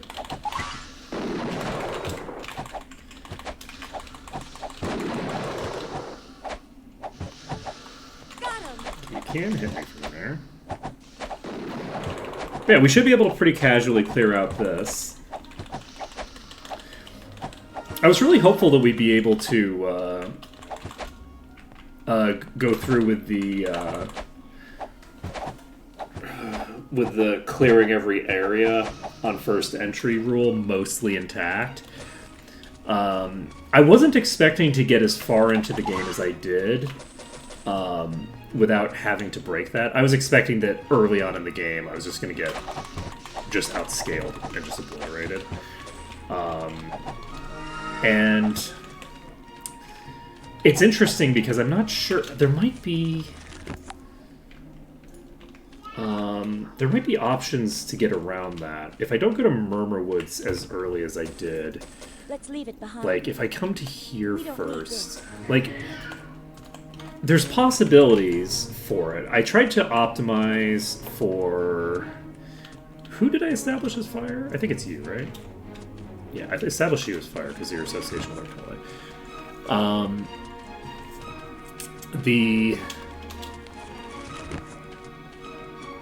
Here, my brain broke. Oh wait, there's also a temple here.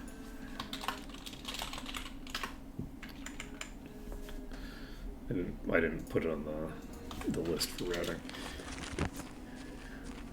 Let's see. I'm curious to see how difficult Garrick's Forge is as well.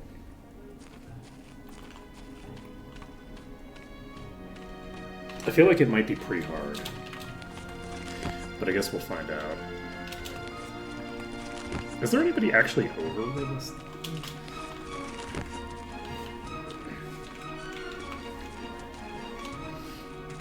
Let's see. So we're not fighting anybody in the Dragon Caves. It is tempting to, though. I don't think I want to do that, but it is. I will say it's a little bit tempting to wipe everyone off of all of the maps, just as like a. It's in keeping with the idea of the max bolster, to just be like, I'm going to kill every creature in the world. That is kind of a fun, like. If I had thought of that at the beginning, that might be a funny thing to do, actually. Because I also have never dealt with stuff like that. The only thing is that, like, I'm such a bleeding heart. I really hate the idea of going around every town and butchering all the peasants because they give experience. You know, it's... You know, I'm just soft-hearted like that. And I do mean that literally, right? Like, it's difficult for me to play, like, truly, like, evil characters doing evil things. Because, like, I don't know. I just get the ick out of it, right? Like I like the idea to a degree of running those kinds of things, to like playing that kind of way, and I can never follow through on it because it's just like, oh, but I feel bad, you know. You have a quest to do the poison thing, I believe, right? Yes. Okay, so I'm not going to turn that in yet. Ooh, 2 per fire resistance. Okay, you know what? I stand corrected. I stand corrected. They are, in fact... Whoa, holy shit. Okay.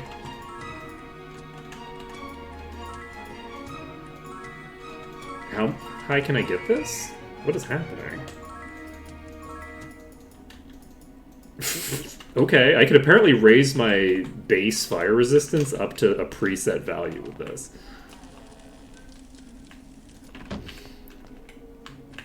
Let's talk about Trained Dragon, shall we?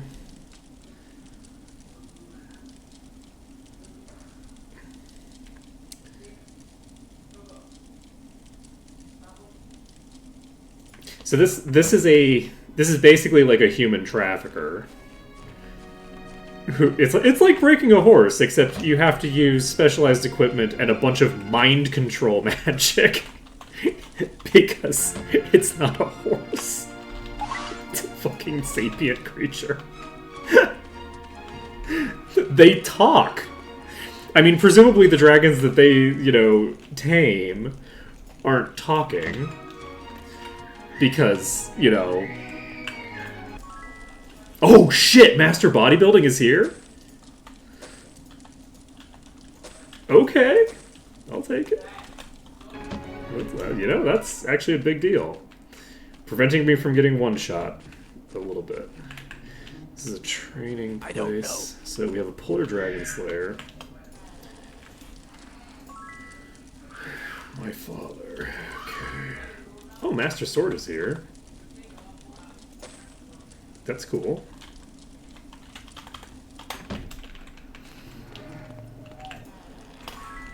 Master Mace is here, which we don't want.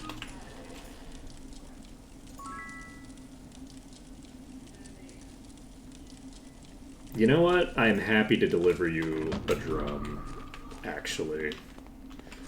I'm very happy to give you a drum. I think that'll be fine. I'm not overly concerned with how that's going to influence anyone in particular. So we have GM Shield here. Anything of particular interest here? Doesn't really look like it. So we have the thingamabobber. I don't know. Oh. Alright. So, we have... How do we want to clear these folks? Is, I think, the question.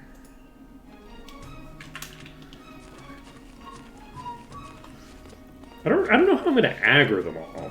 I don't usually like to, like, go around... Our sanctuary is open to Oh, sanctuary is open to a benediction to you. Okay, so we can go into the Dragon's Blood Inn. Make yourself at home. And we could use an imp, which would be kind of funny. If we use an imp, it basically like zeroes out everybody's everything, and that's kind of a funny idea. So I'm going to do this. God damn it. How dare you get a lucky cash. Alright, we're going to go ahead and use the Crystal Matrix. Oh, you piece of shit. How dare you. This is -1 to my wall. Or my query, rather, not my wall. I'll just tag foundations. You lose 3 recruits. I can afford to use an apprentice, I think. So we need to get this up to what, like 75? If dungeon is less than enemy dungeon, +1 dungeon. Let's tag the barracks. Barracks is a really good card. We have a taller wall. We're going to immediately use the archers. And we can use a gnome if we want. We'll use friendly terrain first. It's tempting to use copying the tech, but they're only one ahead of me, so it feels a little bit wasteful to do it right now. I could use strip mine and follow strip mine with copying the tech, which we're going to do. We're going to do strip mine into copying the tech. And I'm glad that I did.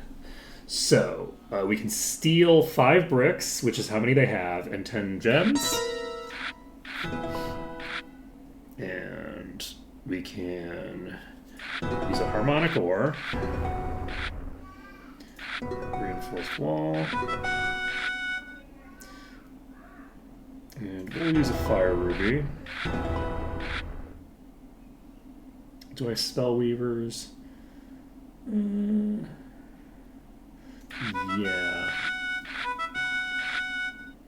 We're gonna need quite a bit more than we have right now to make this work. We can ignore our wall for a while. I'm gonna let them hit me one more time before I... You know...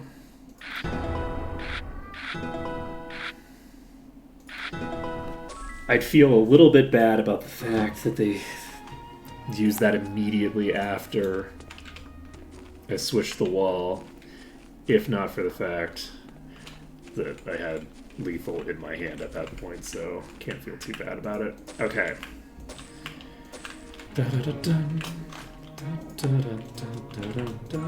Ooh! It is kind of funny to have these, like... Interesting.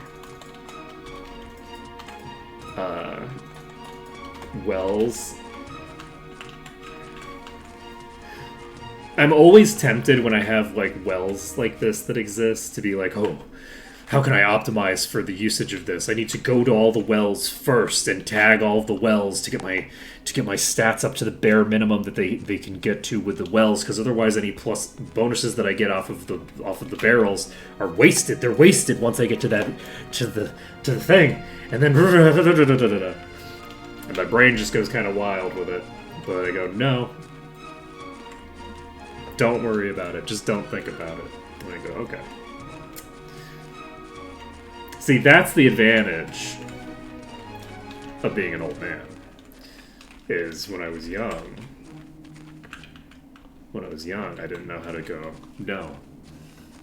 I refuse. Don't listen. Don't listen to you.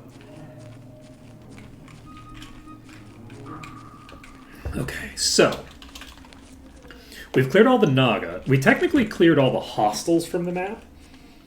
And I think there aren't any peasants here, right? Because, like, this is literally a military structure.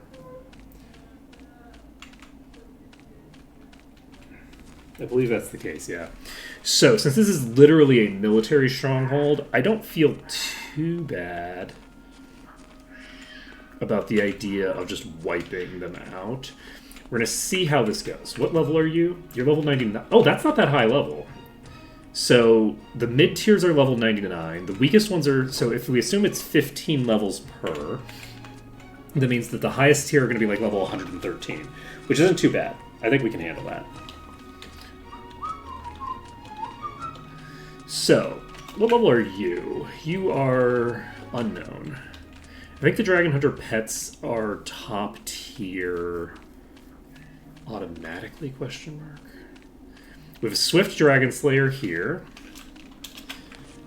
And we have we're going to be able to get a quest to clear out this, which I think is the Dragon Promotion quest. Unfortunately, the Dragon Promotion quest I don't think is used for anybody.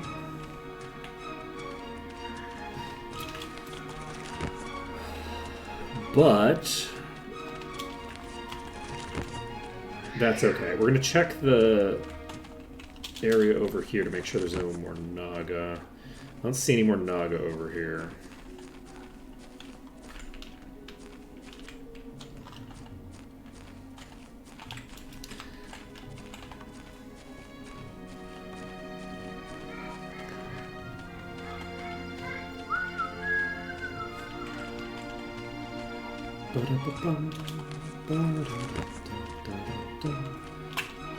Okay, so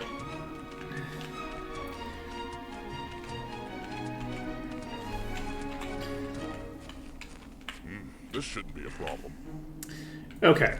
I think what we're going to do is we're going to walk into this tent. Can I fight Jarek Whistlebone by himself? Probably not, right? Let me go ahead and steal from your campfire. And let's try to do a thinger strat here. Wait, can I not hit you? I don't know it. How do I aggro enemies?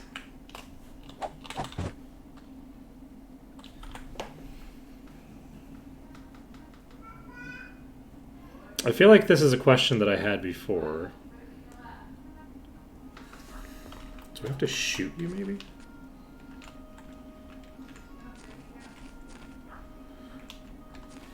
I can't attack them.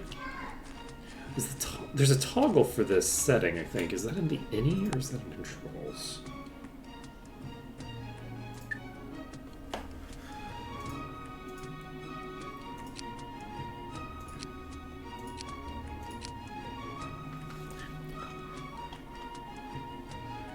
Just use mace?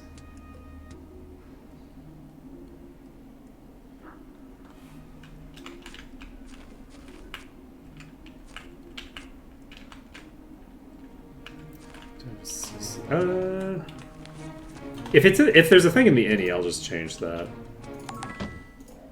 I'll just change that temporarily. It's not a big deal. Because technically I'm not supposed to be using spells on the enemies, you know?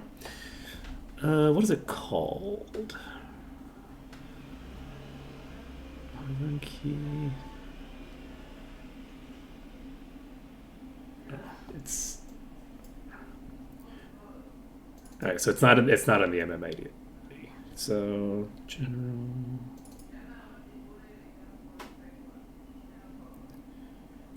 I can't enter the egg is in the castle, right? I can't actually enter the castle right now. So normally I wouldn't attack enemies to trigger them to go hostile to me, but because I can't actually enter the castle now, because I have to go to a different location first, right? Because of the nature of the bolstering run, so it's initialize. Yeah.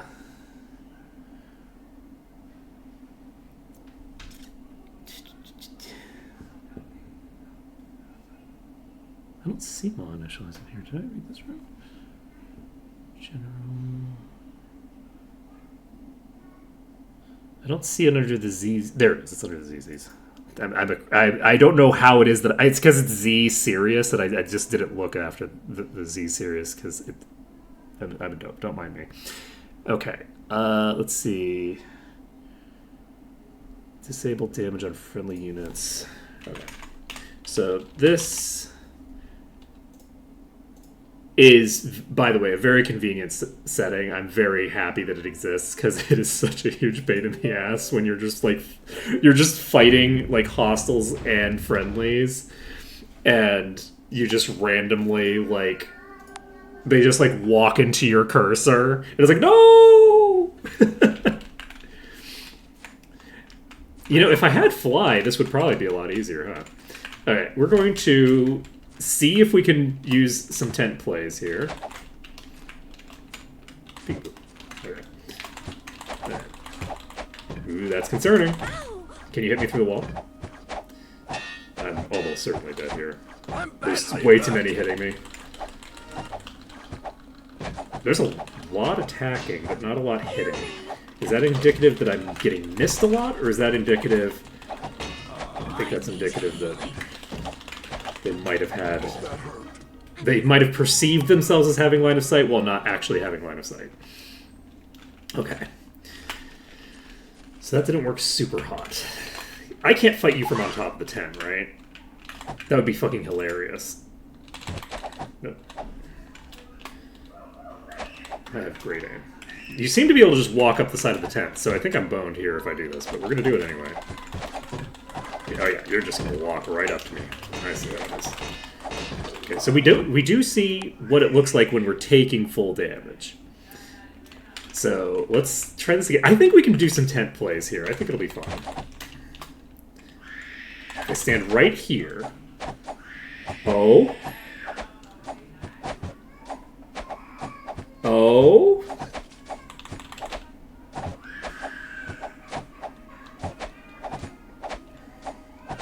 Let's go. So we're gonna clear all of the dragon slayers off of the map here. No match for me.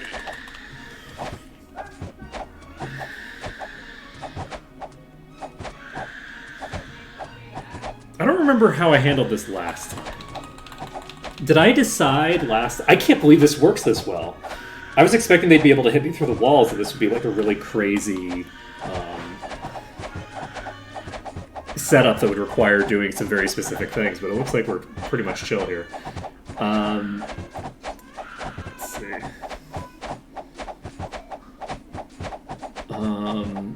I'm debating what to do about the Dragon Hunter pets. My neighbor's kid is really having a rough day, apparently.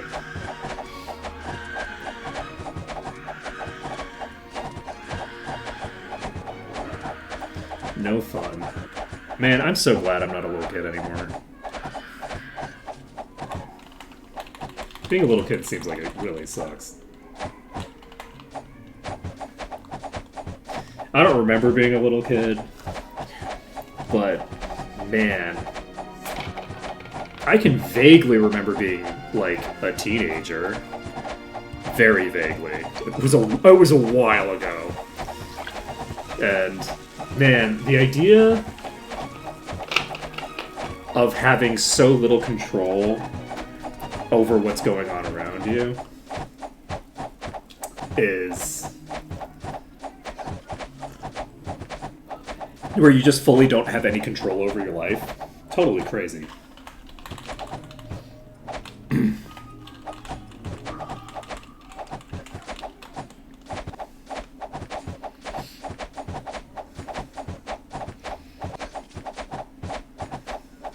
It's an interesting thing, actually, where I feel like the generation before mine,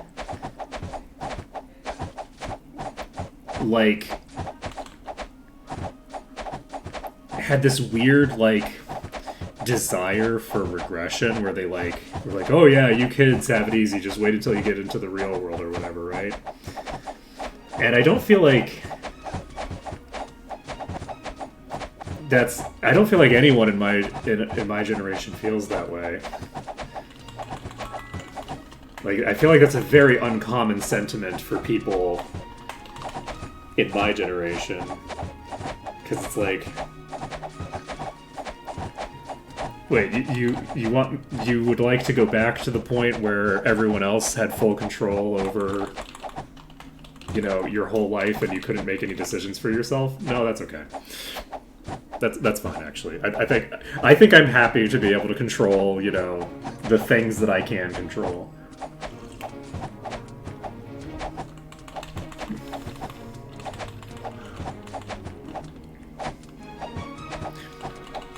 Part of it might be because of the fact that even as adults, starting with the millennials, there is so little general control that they have over their lives a lot of the time, because huge amount have like landlords that they're dealing with, which influences a lot of what they can do. And you know, just generally speaking, like the control that your boss has over your life has increased dramatically since the introduction of smartphones and things like that. There's just like a lot less... They have a lot less freedom generally. And since they have less freedom generally, the freedom that they do have, they have more respect for it. Where it's like, oh, okay, at least I have like the ability to choose to do this thing or this thing. Whereas when they were a kid, they didn't have those choices either, right? So I think we're going to be able to clear the rest of this without too much difficulty. I don't know how hard these are. like natively. It does look like they only aggro when they aggro. So I should be able to do kind of a controlled burn here. Like, I can just aggro you, pull the ones that I'm pulling, and not pull the entire world. I can pick and choose my fights here. I am going to try to just brute force these, because I want to see how strong we are relative to these enemies. The answer is pretty strong, but not strong enough to do a brute force. So, I didn't expect that we would be, but we were actually a little stronger than I expected. If I'm being honest. And do I need to kill... Do I need to kill the dragons in order to complete the quest for this?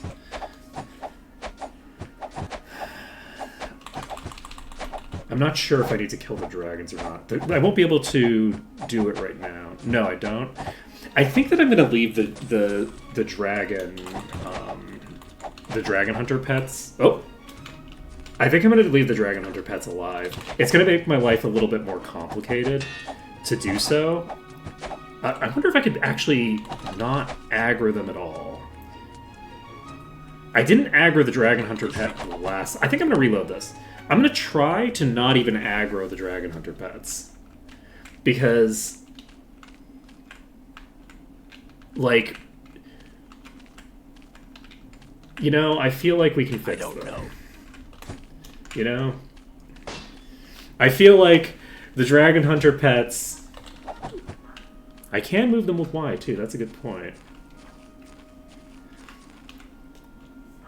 I just, you know, I feel bad attacking the like, victims of, like, a, like, kind of self-admitted human trafficking operation. I mean, technically dragon trafficking operation, but, like, No match for me. in, like, realistic terms, like, that's what is being described here.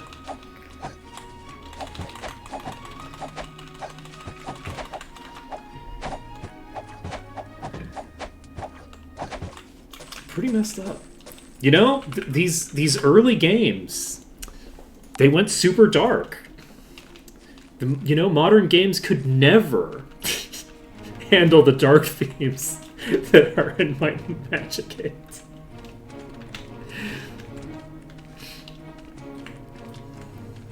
I say that, but like, Japanese games have some crazy shit in them. Excuse me. Stand aside. Stand aside. There's like, it's pretty clearly implied in Excuse me. whatchamacallit, Excuse me.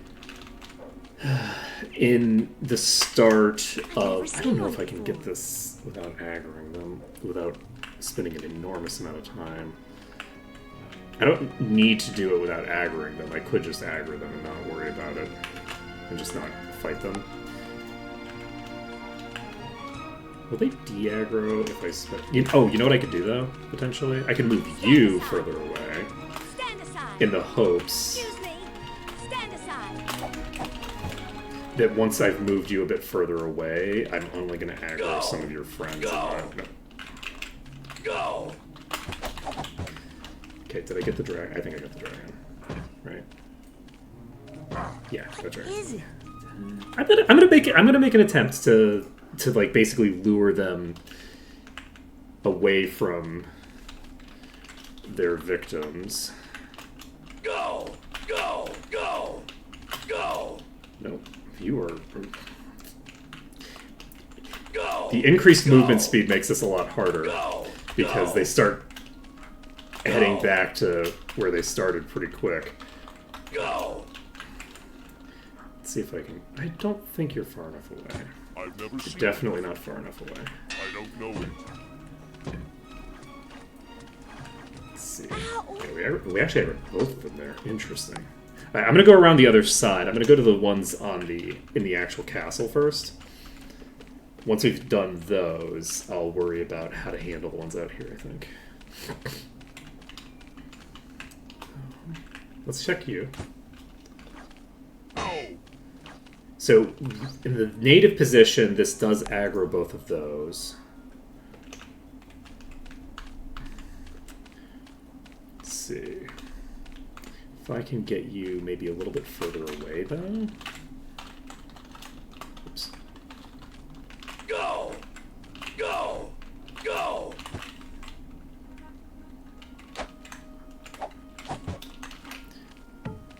No, you're still in range. It's pretty decent range. We'll get there. We may or may not be able to do it without aggroing the Dragon Hunter pets, but we'll see. We'll see how it goes. So we have jump. We can jump up onto roofs and things like that if we need to. Let's see. We have a puller there, and it does have ranged attacks. I think that fighting you on the inn sounds like fun, so let's try to do that. Oh, shit! Oh, that is a bad combination of things to have happen. Oh, wait, Olrin's back! I can't get up there. That's too high. I can get up here. Oh, I got all the way to the top. Okay. Okay, so we're on the roof. Which, I want to do it from the balcony of the inn, if I can, because I think the balcony of the inn sounds fun. So, let me get onto the actual roof first. We're going to get them to consolidate a bit around me, and then once they've consolidated around me a bit, we'll head down to the balcony. Because if they're far away, they'll be able to hit me with ranged attacks. I can't hit you from here, that's okay.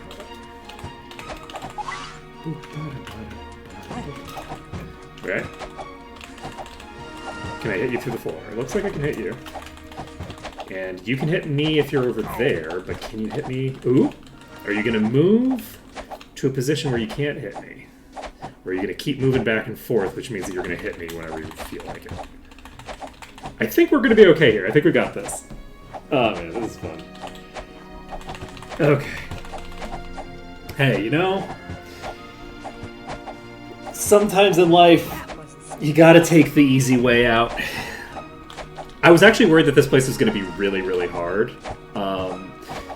We still have the Naga dungeon, which has the potential to be way harder than I am ready for. But I think we'll be fine. The fact that some of the enemies in there are the snakes from the very beginning of the game, and the fact that the Naga didn't feel like they were as strong as they were the first time I cleared this area, I feel like we're probably going to be in okay shape here. I think this is going to be fine. So we're going to clear through these, and we're also going to get a ton of levels here, which means it's going to be a while before we have to come back. My hope is that we can finish Garrett Gorge, and then as soon as we finish Garrett Gorge, immediately dive into the cave again and successfully clear it.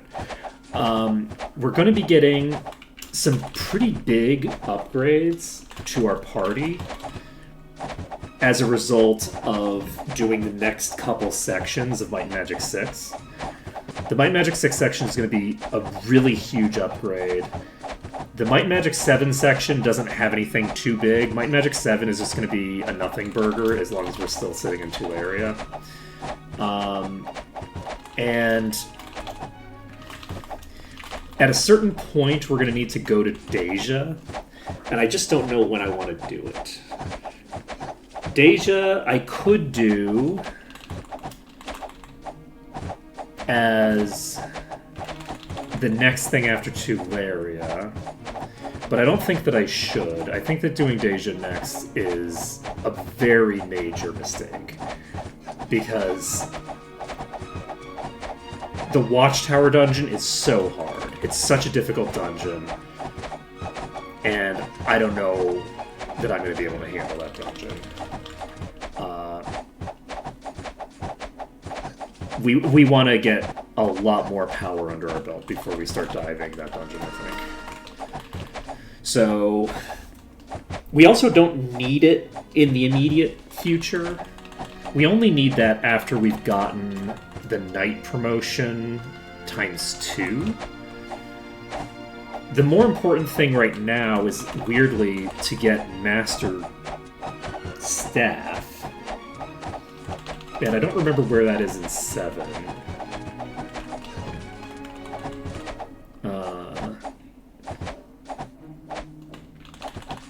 But Master Staff is actually a pretty big difference.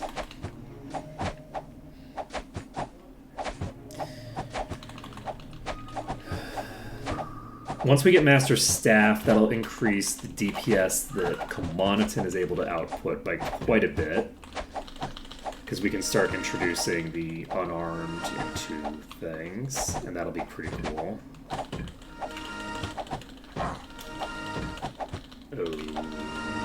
Okay. That's concerning. We're actually gonna... Oh, god damn it. I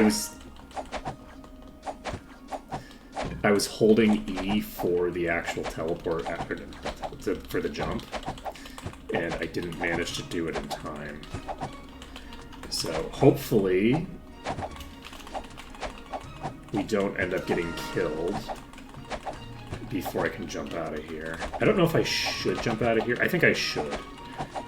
The person who can jump is going to be at basically 0 HP when it happens. We're going to get Ulrin back up because that was a very concerning sequence of events. We're going to just jump back down. It's entirely possible that we would have been fine here, either way.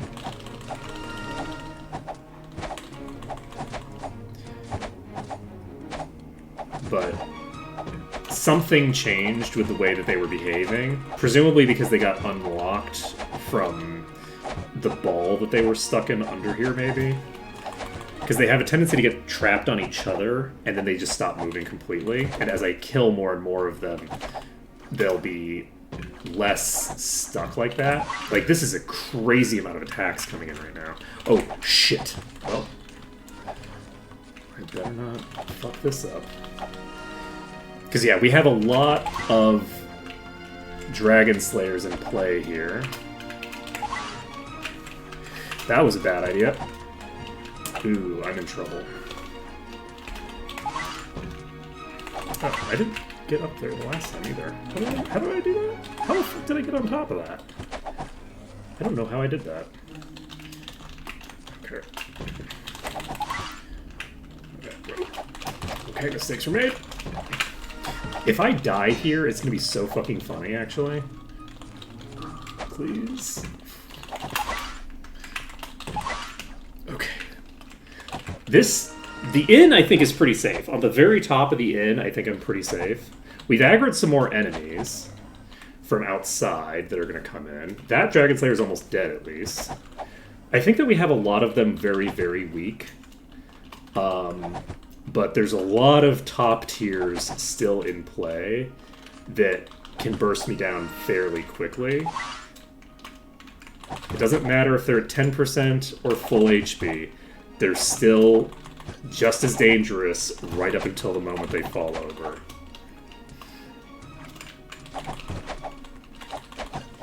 That one's toast. That one's toast. Okay, we have... The bulk of the enemies that we started with are probably either dead or nearing death now, but we do still have the ads that we just picked up as well. It looks like we can fairly safely approach the edges here without causing too many problems. Like, they're not hitting us from the ground, they're only hitting us with their projectiles. That one's toast. Okay, we have another one right here.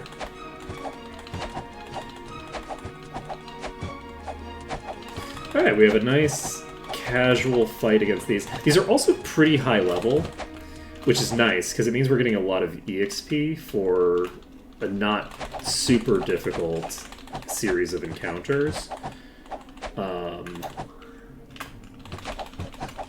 You know, terrain is the great equalizer. So can I just fight you from here?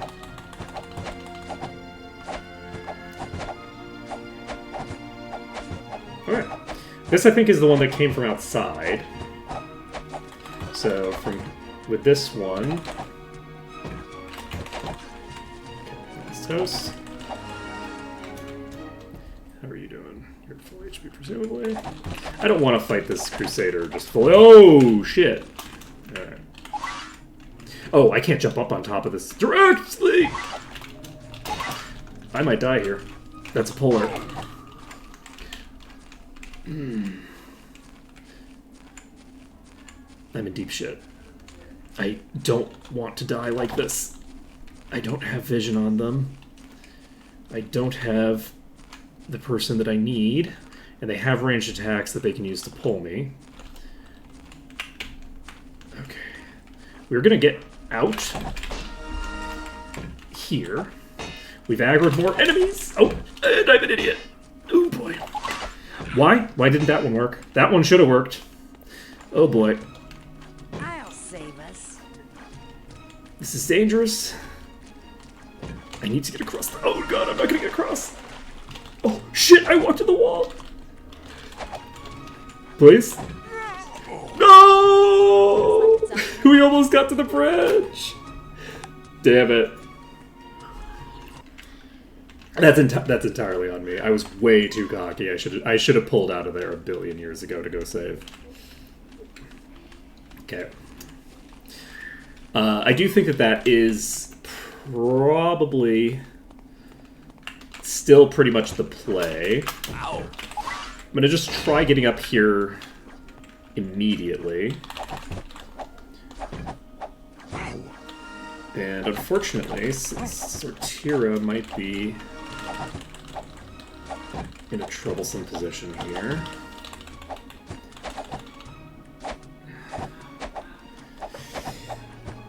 Okay. Concerning... Yeah, if Sortira goes down, we in deep shit right now, so... I need you to stop hitting Sortira.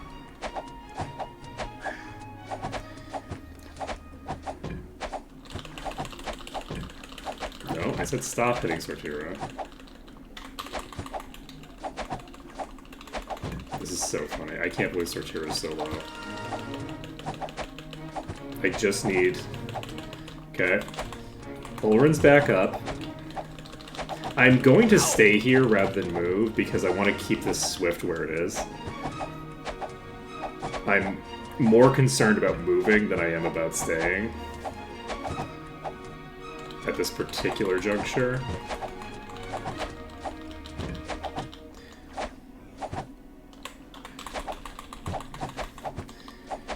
Okay.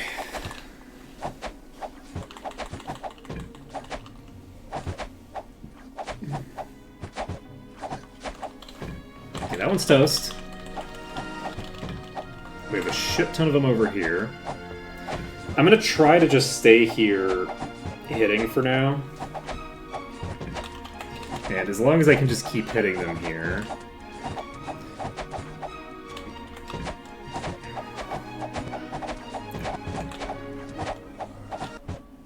Oh, I don't have the right spell on Ulrin casting. Ready? That actually makes a big difference to my throughput here, my healing throughput. I think if I go closer to this wall here...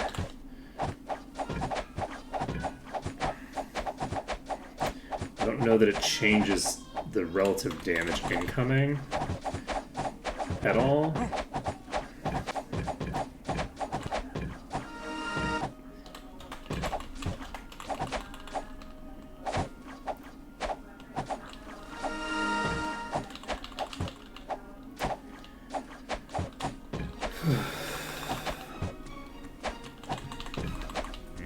How are we doing here? The Dragon Slayer here is almost down. We got one of the Crusaders down. And I think we're probably gonna need to pull out of here. And I'm gonna do that. We're gonna just pull over to here. I'm gonna not die horribly. They do have the ability to technically hit me from here, but only from very, very specific angles, it looks like. I had forgotten that there was a puller outside. So it is pretty important to not grab more than I can handle right now. I want to basically clear out this pack that's pre-aggroed, and then not engage anyone else. The previous time, I was like, okay, it's fine, I'll just like get the other ones aggroed from outside, and then we'll leak them in here, and it'll be fine. The danger doesn't change that much. But then it was a puller, which means the danger did in fact change quite a bit by introducing them to the pack.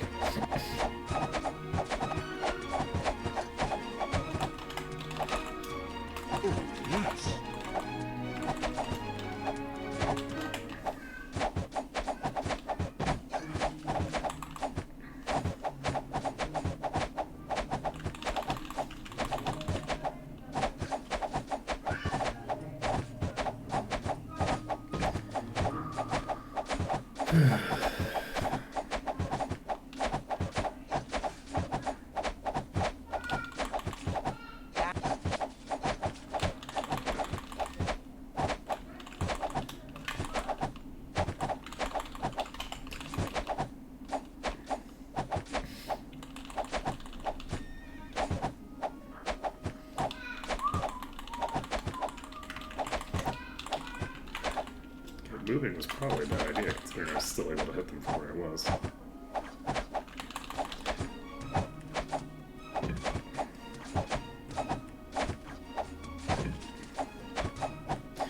Dragon Hunter is the bottom tier, Dragon Slayer is the top tier. Alright. Yeah, sorry that we have to go through this twice. We shouldn't have to go through this twice, I just played badly. I played badly and was overly, I wasn't risk-averse enough. It is but a scratch.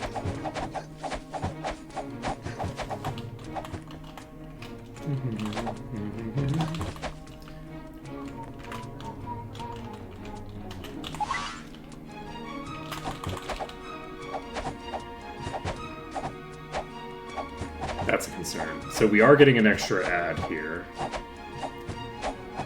We might get the rest of that pack as well as they wander around.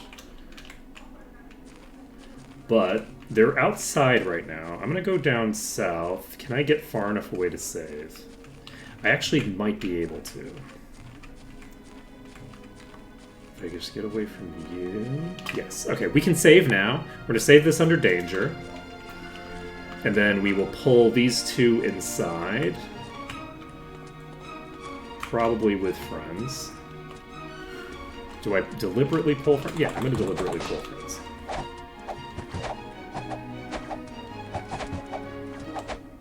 And my goal right now is to jump onto here.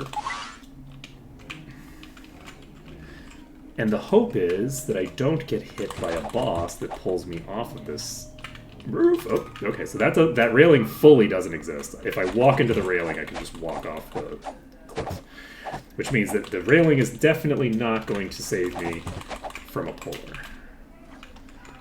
So, we have a Dragon Slayer here. I don't know how to... Oh, right, I can't do what I was thinking of doing. Do I want to just jump up? Yes.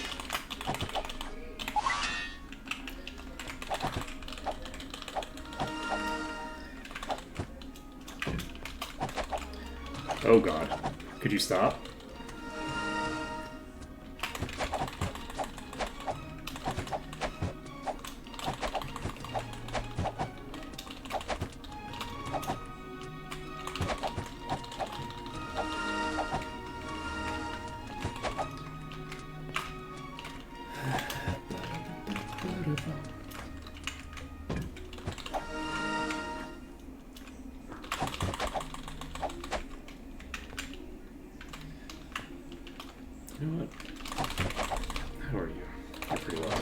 I'm gonna try to burn it down. Okay. It's like, we have a save, we might as well. Alright, we're gonna just lure some more friends over here. This is the boss. I think they only aggro if I do something hostile. So, I think I should be okay to lure these without causing a problem for myself. Is there a better roof for this? Because I will admit, this this end roof is not really the optimal place to fight, like, single enemies in particular. Like, the smaller the group of enemies gets, the weaker it is as a fighting location.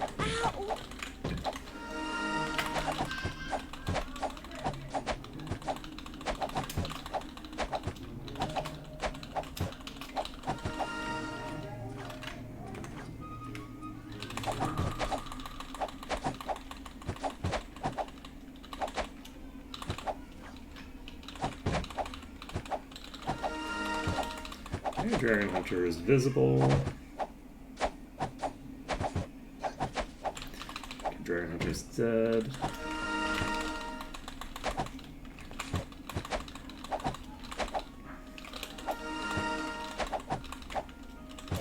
Okay, it's now rotating out that way.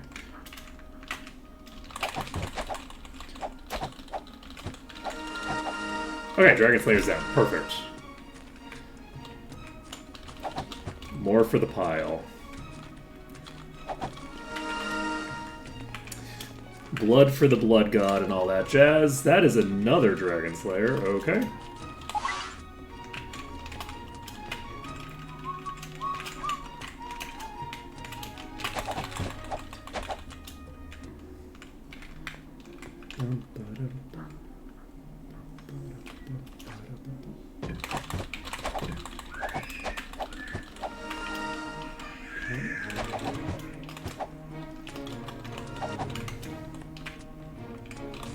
Unfortunately, because these roofs are sloped like this, it's not exactly trivial to consistently get the attacks off. Do I want to just jump down? Probably could safely jump down. I wonder if I'm better off. I'm gonna jump this one. Oh, I was too far forward. I shouldn't have done that. It's fine though. We didn't get punished. The puller is not coming in yet. Okay. I'm not going to grab that. I am going to just pop down here and save. And then we will pull this one in. Once we've pulled this one in to the kill zone, we can figure out how we're going to approach the puller. The puller can't be fought where I've been fighting these other ones. Like, that's just not going to work. So we're going to pull you to the kill floor, and then instead of going into the inn, we're going to stand in front of the inn and just I'm badly hurt. brute force you down. It's a proof of concept, if nothing else. Alright, since we're not going to be fighting the other boss at the inn, I don't think. We're going to be fighting them outside.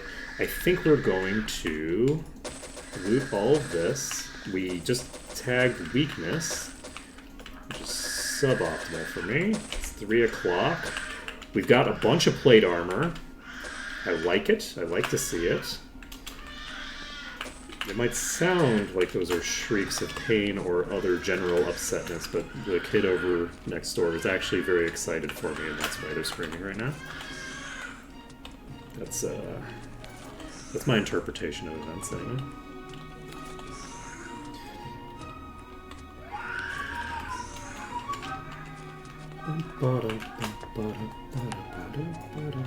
Alright. So, we have a leather jerkin. We have Ancient Olympian Shield of the Gods. This gives 23% earth resistance. This is actually a very solid pickup for the particular problem that we're going to have in the near future. This is 30% earth resistance and 27 to all resists on plate. That's going to be very... We got a fucking legendary gauntlet. Let's go. With a fairly decent set of stats, actually. This might just go on to you straight up. That's so good. I'm so excited for that. Okay. Ooh. We have this.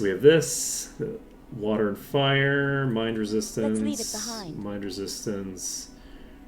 Sleep and unconsciousness immunity. Let's see here. Let's leave it behind. We have Earth 23. That's good. We have stealing. We have more plate. We have more plate. More plate. Okay. Junk. Two-handed sword and a mace. Okay. So we found some cool stuff. Some of which we'll be able to use. I think we can use all of this once we turn in our quests here. We're not turning in our quests until after we have finished here. We don't need. I can't carry anymore. Let's leave it But we behind. will We don't be need turning in the this. quest before we move on. So Let's leave it behind. mind need resistance this. 0%. We don't need this. Let's see here. So you are doing your thing. Oh, speaking of the resistance thing, this does say mind resistance plus 0%. The floor for the resistance values might be a little low. I think I had an item already that had 0%, but that was converted from the original thing into a new item, I think. I don't think that was like an item that I picked up after this, but this is a totally fresh item. Let's see here. I think we can go up on this patio here and see if this patio does anything for us. Hey friends, how's it going? Poke? Poke? You know, maybe hitting with the person who casts fly was not the optimal play here. Not fly, cast jump. Oh, GM Plate is here. Bone. Oh, right. Bone is a teacher.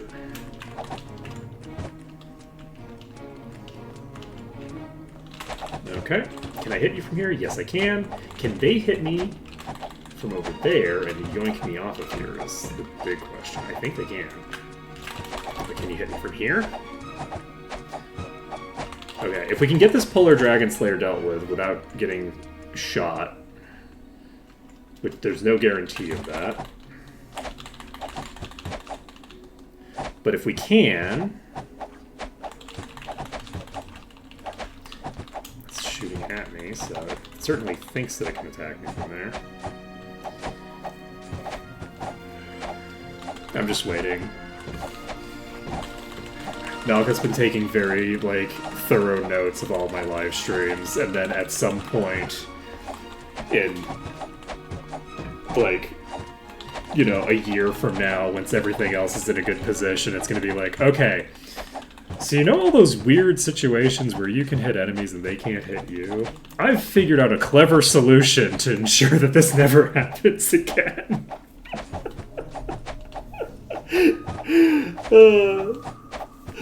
That would be very funny. It would be very funny.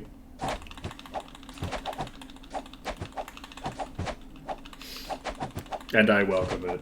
If the world comes to such a place, then I will accept my inevitable doom with grace. I have no idea how difficult a task that would be. That feels like it would be a really hard task.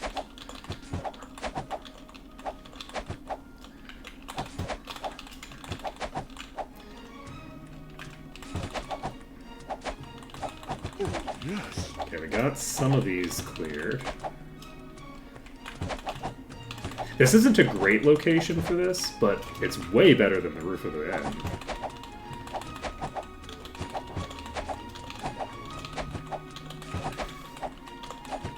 It's basically like the roof of the inn, only instead of having a fake railing that does nothing. So you're just completely exposed. You have an actual wall that you can use to block enemy attacks. Look, I'm standing on a second floor balcony and y'all can't do anything to me. Okay? Like, how did you think you were gonna kill the dragons? You know? Like, come on. Come on, y'all.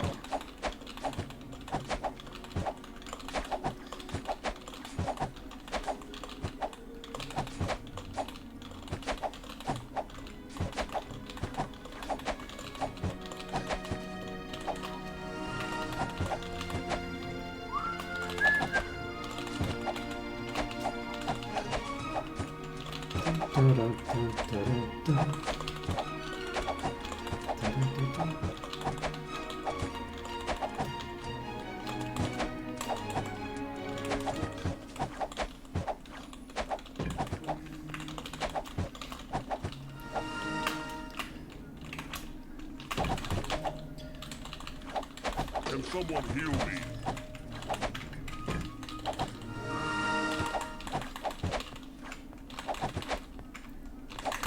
No, no, how dare you move away. I haven't seen this. Please. If I don't... Yes. Like, if I don't kill this before I die, I'm gonna be very sad. Alright, we've cleared out the next set of bosses. Go ahead and loot these. We got some boots. Got a crafting item. Gonna heal everybody up out of unconsciousness before we save.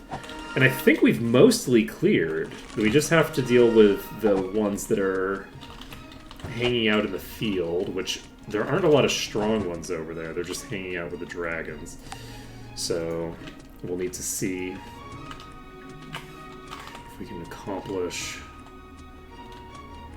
this objective without... Ooh, level 69 required, might and luck, not terrible. That's 26.5% body resistance on boots, which is funny. Let's see here. How are we doing on EXP?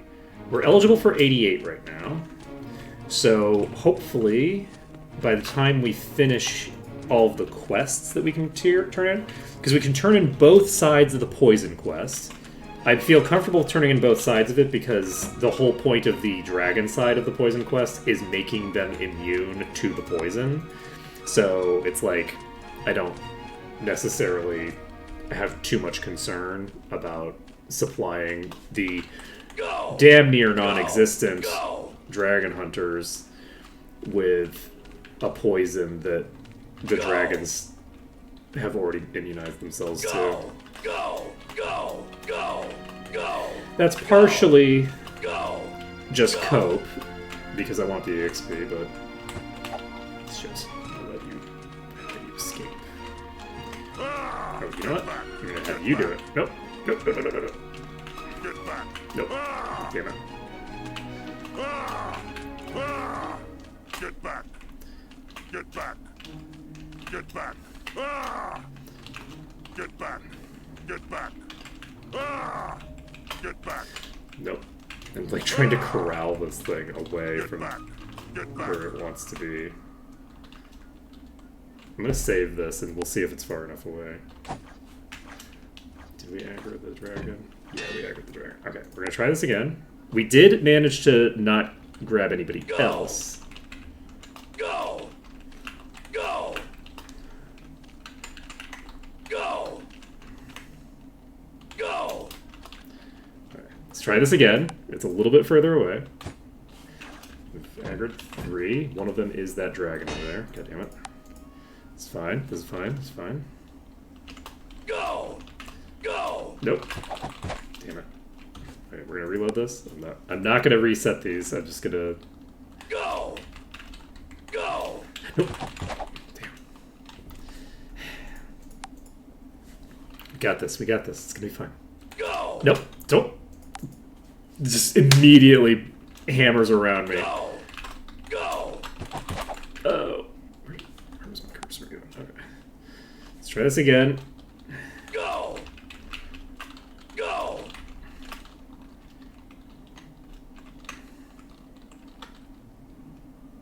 Go. Okay. Got you a little bit further away. That's the dragon, isn't it? It is the dragon. We're very close, though. We're very, very close. Because there was another that was right next to the dragon that didn't aggro. So if we can get you a little tiny bit further. Go. Nope. Should have saved our dragon a little bit. Go. Okay, I need you to move a little south. Stand back.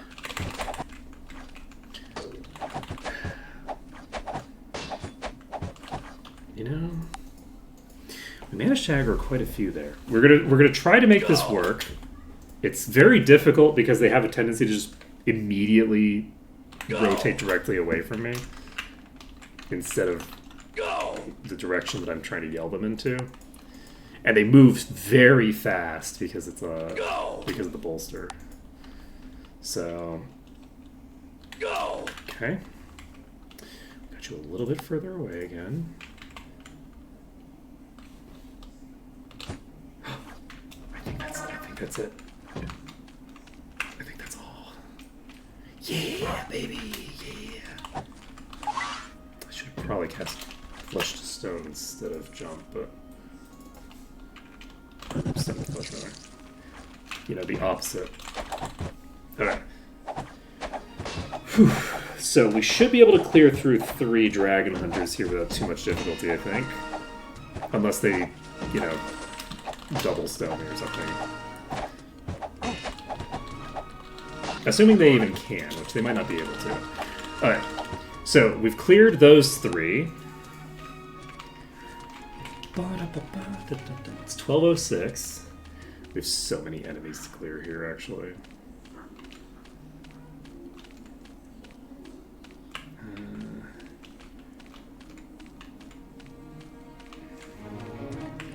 It might actually be unreasonable to think that I can clear all of these. I think I can potentially not aggro this one. Because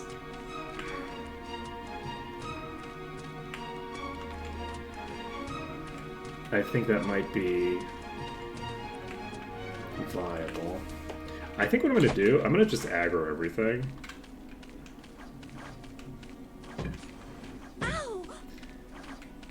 And I'm going to try...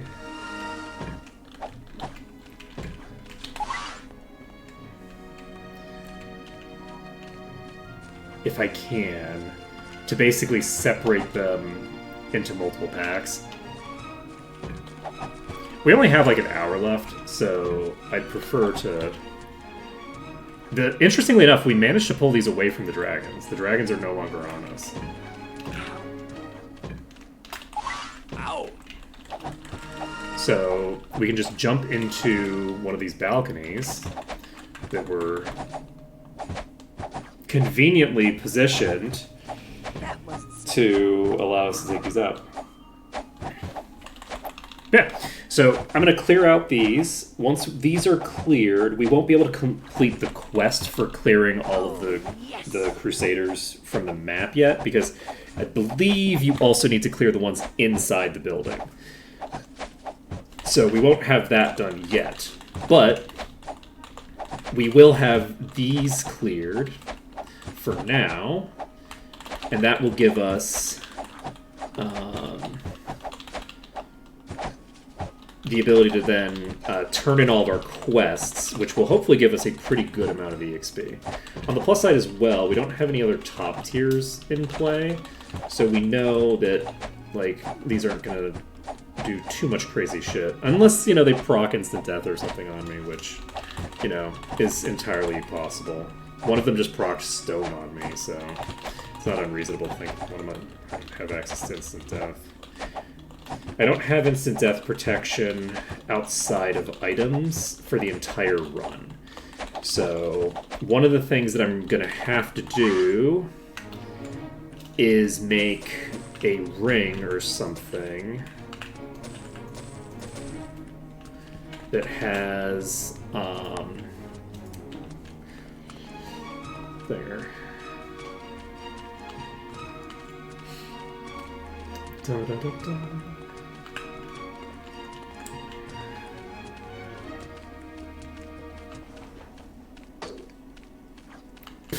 Okay, I'm probably gonna die. Considering that they have Sortira and Instigib range right now. Okay, we should have, I believe, all 3 dragons in play. Can I tag the Crusaders and not the dragons? I don't know it.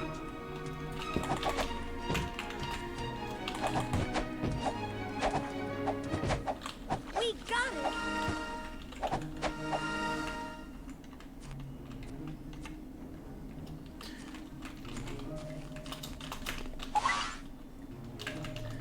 Okay, we got a dragon right there.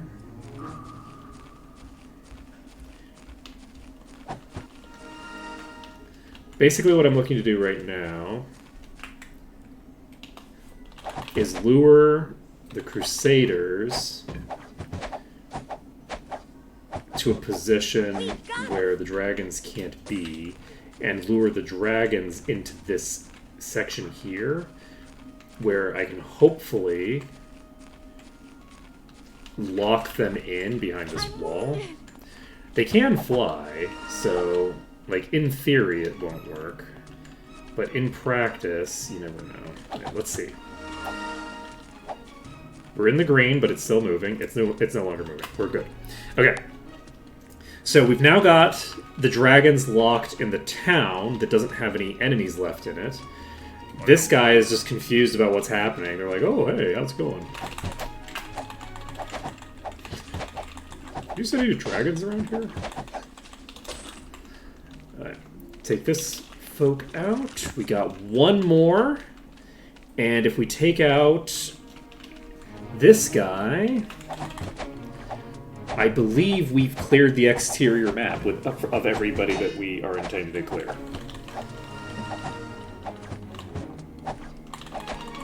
Got it. Perfect.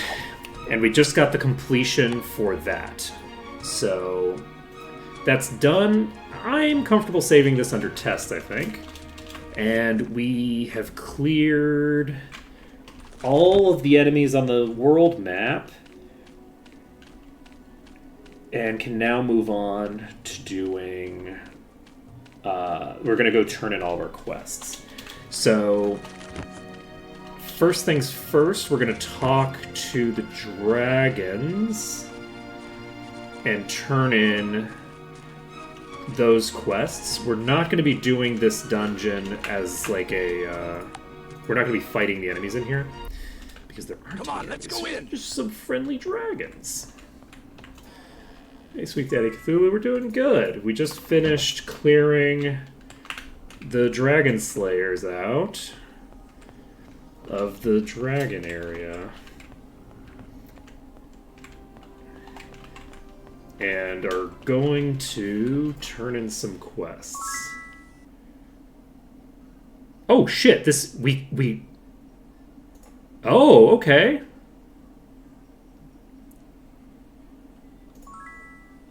So that's done. I thought that we needed to kill the ones inside, too. We don't. This is going to be a huge amount of experience. Okay. So, we just got the poison antidote turned in.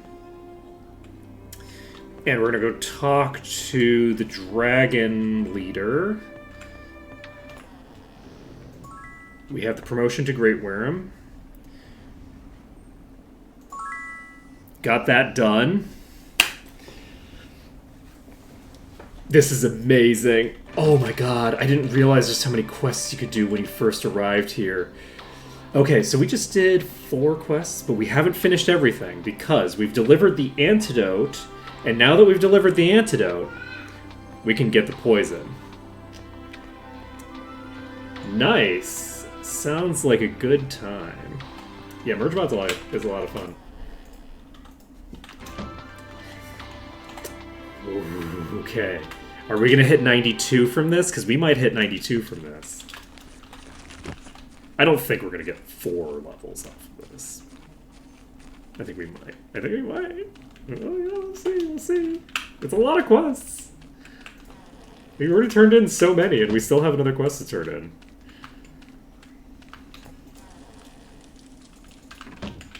Okay. Okay. Perfect. Nah, we're not gonna get that. I thought we were already 88. We're not 88. Okay. We did get 4 levels. So we're now eligible for 91 and 90, depending on which character we're referring to. We're not quite there, but that is a lot of EXP.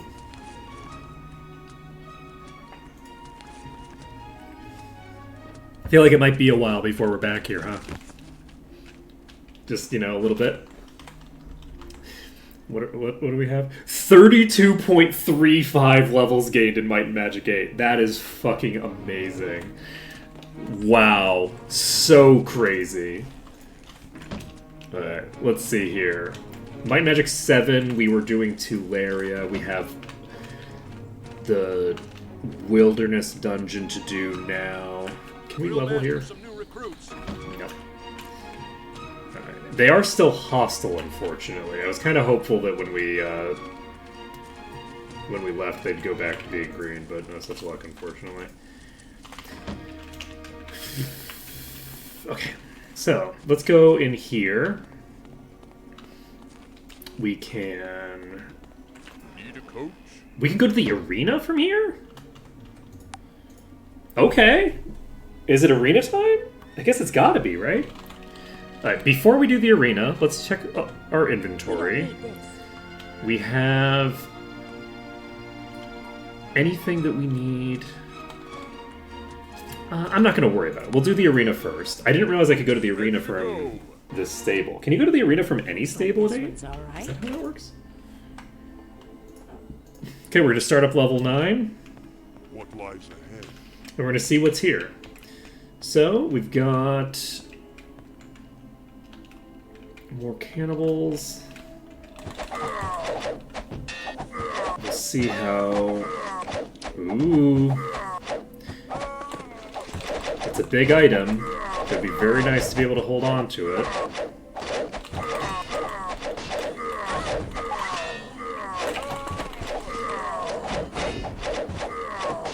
Some of them, but I don't think all of them can get me from there. We're going to clear the ones that are up here. We're going to actually go a little bit to the right. Get ourselves a little out of line of sight. We now have a lot on us. We're jumping down. We have established that this is a strategy that will work, because it worked on the Fem version. The Fem version is basically identical. So...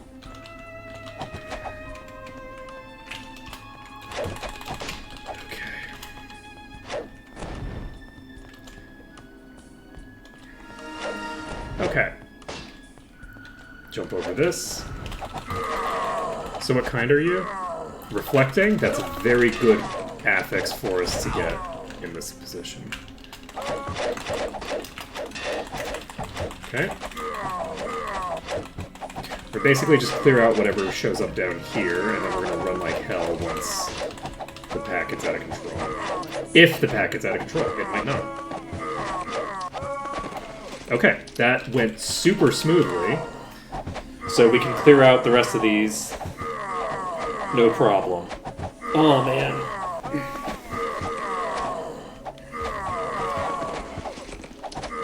Oh, who dat? Who leaked? Okay. So we're almost done with the 9th set, I say, as a bunch of enemies spawn on us that may or may not cause problems. These are the lowest tier. They take a little bit of time to clear. Luckily, these are pure melees, and they have a fairly slow movement speed, I think. So, they also have pure melee attacks, which is good for us, because pure melees have a chance to miss, and we have a lot of armor class. We're just generally strong against this particular type of enemy. If we can get this Corsair down, we might be able to stay here for a while, but we're not going to be able to get this Corsair down in a timely manner. We're getting out. Or we're going to try anyway. I don't know if we'll actually succeed. Okay, we now have enemies spawning in front of us. We're now into mitigation mode. We're basically just trying to get some of these cleared while we kill time. We got one of the Witch Doctors done, which means that that's one of the enemies that can use ranged attacks dealt with. I'm gonna go with... I shouldn't have stayed there for that. That was very silly. I knew that that was coming down. Okay, that's a boss. Oh god. Sticks remain. Oh boy. I could have very easily gotten killed there, and if I had, it would have been well deserved. Okay, that's unfortunate. This is very unfortunate timing on basically all of these, actually. This one is pretty good timing, but it's not a great one to have good timing, though, if that makes any sense. It's like it's not an important one, because it's the lead into this. That's a Swift Corsair, so the Corsair has the ability to do a lot of work on us. Doesn't seem that fast. I say, and then it just teleports to me, basically. Okay. Oh god, we got zombies. Okay, Walking Dead are not ranged attackers. So, that's a big deal for us. Because if the boss can't do anything particularly special, the only thing that we have to worry about is the Swift boss, this one right here, which can cause problems under any circumstances, because it can just keep hitting us, no matter what. And then the Witch Doctors. So, that's a problem. That zombie's faster than I would have hoped for. Help me! I think the top tier zombies are pretty fast. Those are stuck in a weird position, which is interesting. I wouldn't have expected them to get stuck here. It causes a problem for me because it means that they're in my way. Like they're physically blocking my path. Okay. These are very, very fast, unfortunately.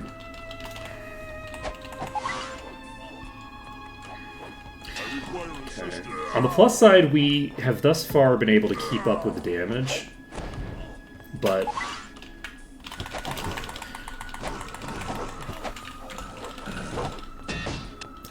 there's no guarantee that we don't get burst down on one of these.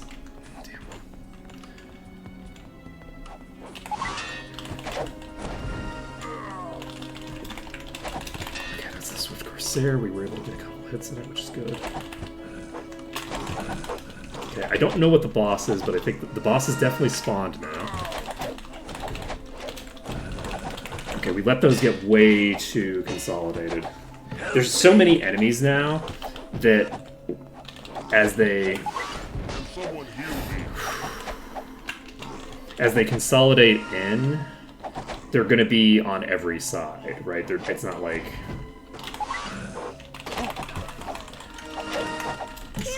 Okay, there we go. That's what we needed. We needed to get them all consolidated on the corner there, so that we could get just like a few of them locked in.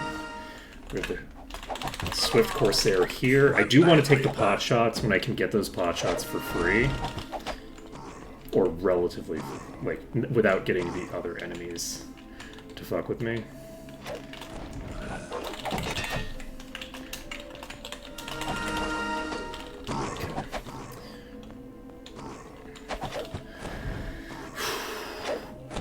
I think we are going to be able to do this.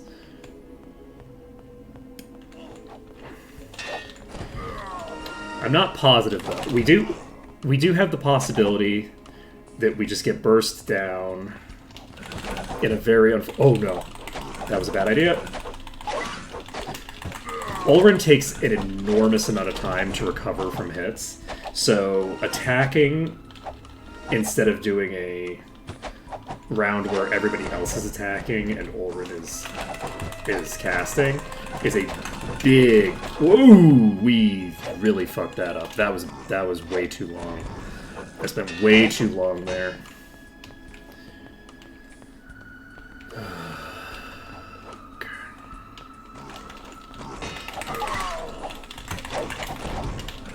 Okay, we need to get out. Oh, fuck me! Oh, wow. Oh, boy. That is rough. That's real rough. Ooh, boy. That is a problem. We don't even have the ability to jump right now.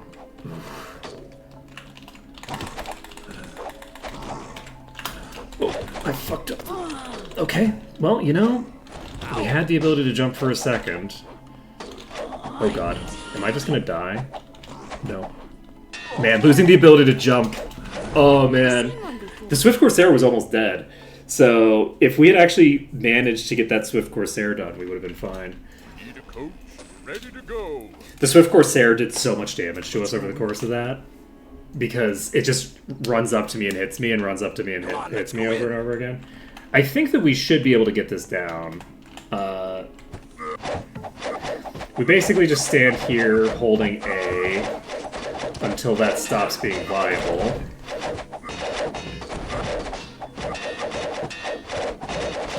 Which is now.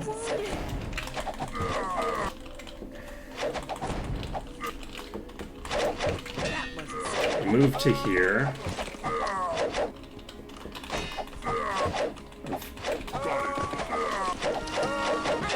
I think I'm probably gonna get wiped here. We'll find out. Luckily, Sortira does seem to have a pretty good amount of HP, so.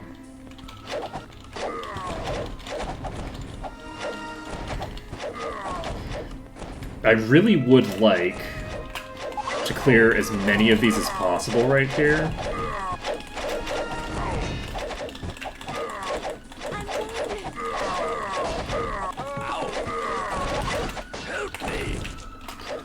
Oh shit. I was trying to be fancy, and it didn't work as well as I would have liked it to. But yeah, I don't think we're going to be able to lock these in there, unfortunately. Okay. Alright, go! That's too low.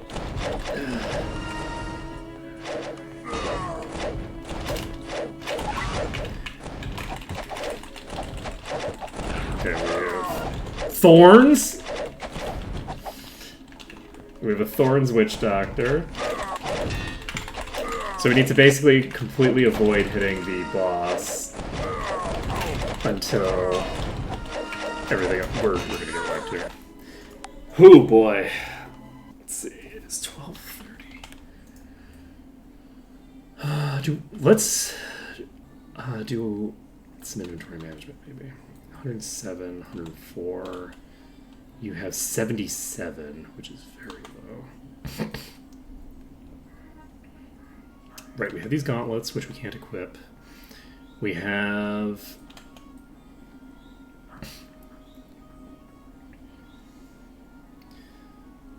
the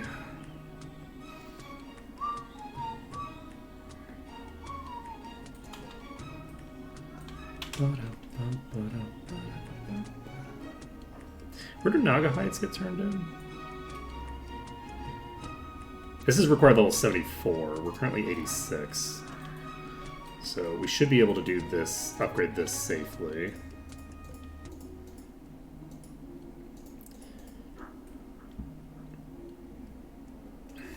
Do we have this? We do have a Master Alchemy, actually. Good to know. We have some skill points to spend. I don't know that they're going to make a huge difference in what's happening here. We have Stone Skin, we have Shield. We don't have Heroism.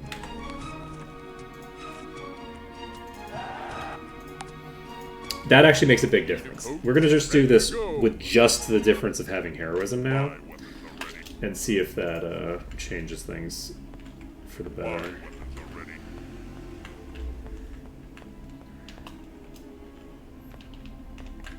Let's see here.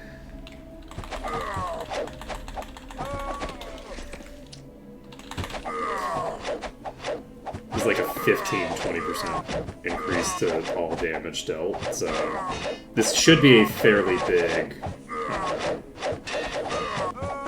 improvement.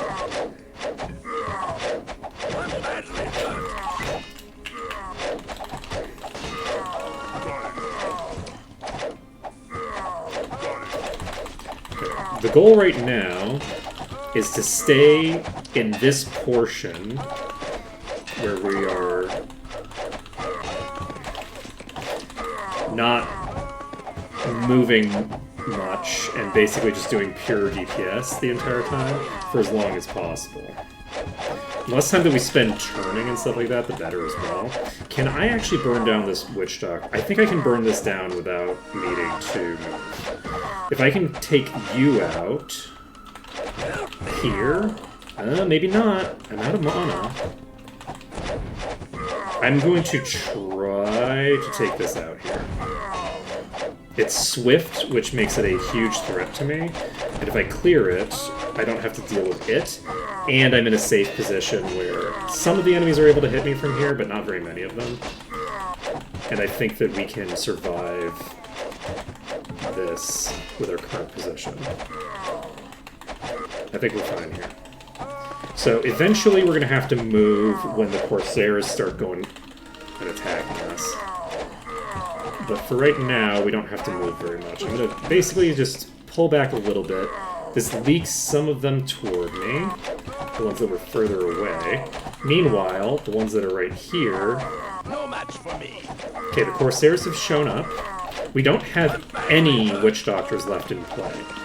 If we can pull this off, and we're getting really lucky on spawns. This is exclusively the lowest tier. We've got one of the mid-tier here now, but this is on like the second or third round of them. Okay, we have a top tier coming in. Is it going to lock itself in? It didn't lock in. Okay, that one's wandered off to the other side, which is going to waste a shit ton of its time. Okay, we got some pirates over there that are just going to go... Wow, okay. Yeah, the fact that they don't have the ability to do incidental range damage to me is a huge deal here. If I can clear this Corsair, which keeps getting blocked off, but if I can clear this Corsair, which we just did, we're in a very strong position here. Okay, the Corsair is a swapper, but it put itself into a position where it can't move. So we've got the swapper. That's cleared. We're all set. And I thought that I had cleared out all of these, but no. But I had cleared all of the things. We are now in the green, so we've actually wiped the entire first two sets. We have... Wow, we got a triple loot on the pirate. Let's go.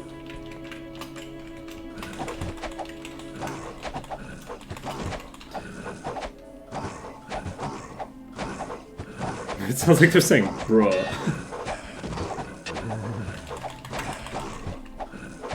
Bruh. Why you gotta do me like that, bruh? Alright. How are we doing? I'm gonna try to basically hit the zombie while it's on the ramp before it gets to me, to prevent it from even getting close enough to, Basically, if I'm hitting it while it's on the ramp still, it will be falling down. If I was a little further forward, it might work a little bit better here. But this is a very strong position, actually. This exact location has some very delightful consequences to it. As long as... There we go. Hey, are you a boss? Wow. This exact location that I'm standing in here is a very, very good one. We're getting a lot more efficiency out of our positioning now as we sort of like optimize the usage of positions where they will lock themselves in bad positions. I don't think we're going to find a spot that's like a perfect location for dealing with even just melees. Like there's not going to be a perfect spot, but there's some pretty damn good ones.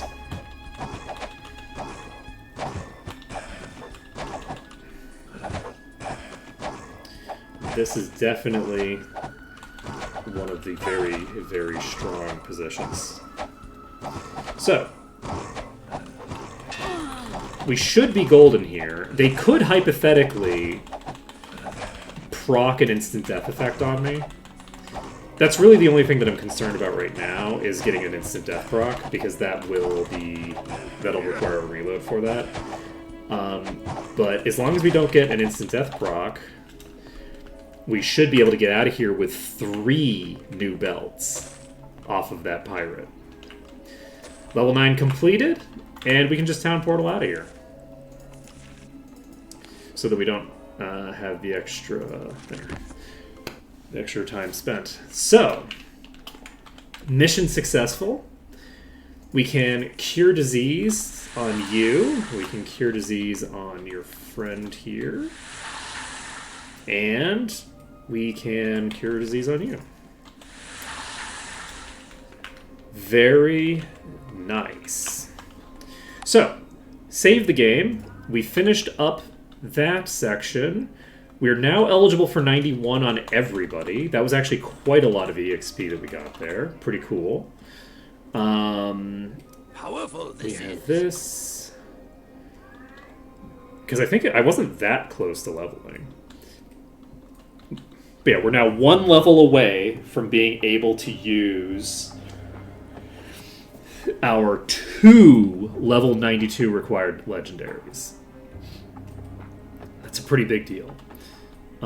We can check our thingers here. We got a 58 speed, 58 int, 23 to all resists, 55 luck, 50 int, 21 to all stats. Water resist armor. We have personality might, and then endurance and stuff.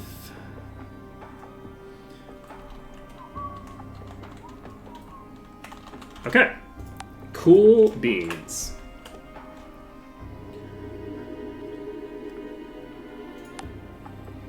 Okay. So, we have cleared out another set of the Endless Arena. The next one will be number 10. Did we do any quests that we need to turn it over here? I don't think so.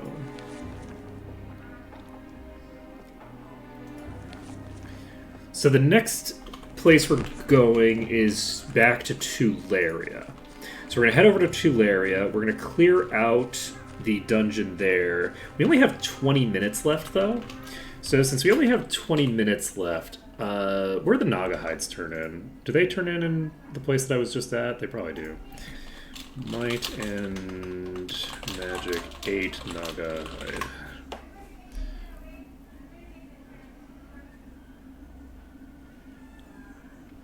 He's actually here. Perfect. Okay, so between... This is Reaver. Let's go. Any other Naga hides in play? We're going to have to do some inventory management, so we might as well do that now, I guess. Any Naga hides on you? I wasn't really clearly checking. I don't think I should have any more Naga hides in play. Okay, so you. This is fairly strong. It's of particular utility. This has body on it and water. Do I have water resistance built in somewhere else? I think the person who most critically needs to survive the blasts is definitely this character. So this will be dropping damage taken by a pretty big margin, and that looks so fucking cool, actually. This looks like Elden Ring armor or something like that. This looks like something from fucking Dark Souls, okay? This is some, like, Briar, Doom plate or whatever. That's pretty cool. So, we've got this. This gives us 29.2% earth resistance, which means that we can ignore the other earth resist items, but those are not, I think, having anything else of relevance anyway. We have 21% on this belt. So that belt's going to need to go on somebody. I think I'm putting that belt on you, because your belt is kind of garbage. So let's just put this belt on you.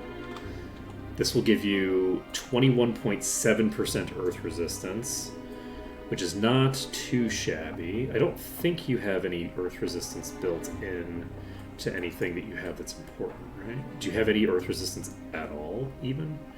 You have 15% on that, and that's probably your best. Yeah, that's your best earth item. So that's a pretty decent difference. What is that? Going from 85, so 8%-ish reduction in damage taken would be my guess. Somewhere around that along those lines. Pretty decent. We've got, let's see.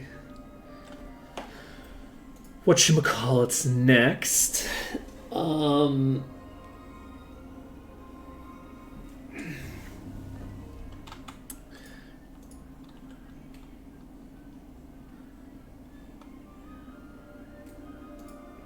see.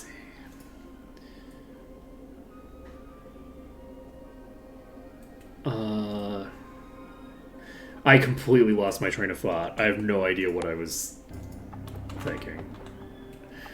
So, right, belts. So we need to figure out what belt we're equipping on you. Mind resistance belt seems like maybe not the play. So let's just put every belt that we have in your inventory, and we'll just decide from there. We just picked up 3 new belts. I don't know where I put them, but we put them somewhere. And we'll get just that little bit of inventory management done. That's 23% resist, which is pretty solid. It doesn't have anything else of value on it, though.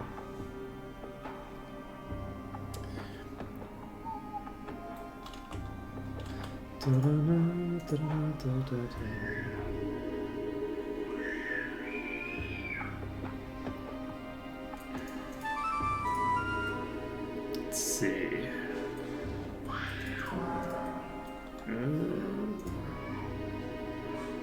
Forgot what I was doing. Right, we're looking for belts. Okay, where'd the belts go that I just picked up? Okay. Have this as well. This isn't any good, so I don't think I need to worry too much about it. Okay, those aren't belts. Here's some belts. Belt, belt, belt. This is a pretty high cloak. It's a lot of stats on it. Might, personality, and HB.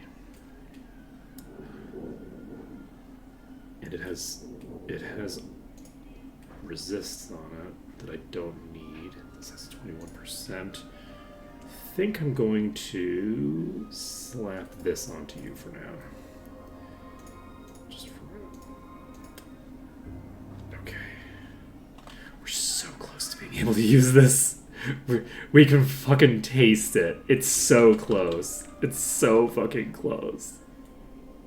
We need 69,000 more experience for some people to be able to equip that thing. Alright, let's see here. Next on our agenda is what? I don't remember. Right, we were looking at you because you don't have a belt equipped. So, paralysis and fear immunity is pretty good. Mind resistance is pretty bad. plus 24 to all stats, might, and spell points seems like a good baseline to test other things against. So this gives plus 23 to all resists, along with speed and intellect. Intellect is not our highest of the two caster stats, so it's not a huge difference. But it is an almost 10% reduction in earth damage. So it has that going for it. We have... This is 23 to all resists. So this is about half of that. But it also gives some armor, which is also valuable for what we're doing in the future. Though I guess it's not like it's the next thing we're doing. It's going to be a while before we're back in Might Magic 8. And we're not doing it next in Might Magic 8, dude. This is an interesting item. I should probably put this on somebody. Speed and Death and Eradication Immunity. Death and Eradication Immunity is just a useful affix to have. Do I want this? Do I have air resistance on this? I have air resistance on this, so you can't get the value of the air resistance. I'm going to put this maybe on you. This is body resistance. I don't really want to replace the body resistance item right now necessarily. This gives earth resistance. Is this your earth resistance item? It is not. Your staff is your earth resistance item. So I could equip this. It gives me a bit more speed. It's actually a pretty big boost to my DPS overall, but I lose so many max HP. And it's a very marginal... Right, it's not meant to do that. It's meant to just give me immunity. I'll certainly consider it. Okay, next on our agenda. Do we want to equip this on you? Is this just a flat upgrade? It's not, because this has DPS stats on it. 92, huh? I can't believe we're exactly one level away. That's so funny. It's so funny that we're exactly one level for being able to do what we want here. Let's see. Next place we're going to is Tularian Forest. And where can we train in 7? Can we train in 7 right now? Is the only place on Earth that we can train right now Iron Fist? I think that might be the only place we can currently train. Okay, I think I'm going to start doing some inventory maintenance. Oh, your third inventory is not empty for the purposes of putting things in anymore. Okay, how are we on belts? You have this one. This is a mind resistance belt with 8. I don't think I need this. I think There's no room. I can't carry anymore. Probably don't need this. I don't need this. Okay. Paralysis and fear immunity will hold on to. Though that's much less important because I can maintain protection from magic. And protection from magic will get that job done. This is potentially very strong. What is it that I'm currently using? This. I think I might want to use this. I think I'm going to put this on. It's going to give me that little bit of a boost in earth resistance. Gives me more AC too, right? Yeah, it gives me 20 some more AC. What's the AC value difference? 83, 82.8. Yeah, so it's almost a 1%, so that's about a 1/17th reduction in damage taken, which is very solid. I'm going to hold on to that instead. Sleep and unconsciousness immunity stuff. We have a fairly good amount of water resistance on this, but I don't think anybody's going to care that much about water resistance. We have this shield, which gives all stats instead of all resists. And I don't think that I'm going to make that trade. So, I think we can get rid of this. I'm going to hold on to this immunity gear. I don't necessarily need all of it anymore, but we're going to hold on to it. This we definitely need to hold on to. We don't need to hold on to this. We have this crown. Do we have a really good ring to put things on?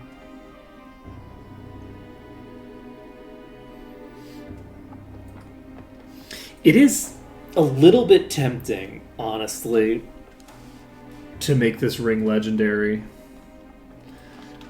I don't think I want to do that, though. I think I'd rather wait and see what I do later. Because I feel like with the way that the stuff is set up, I'm probably going to kick myself for using a ring as my resistance gear.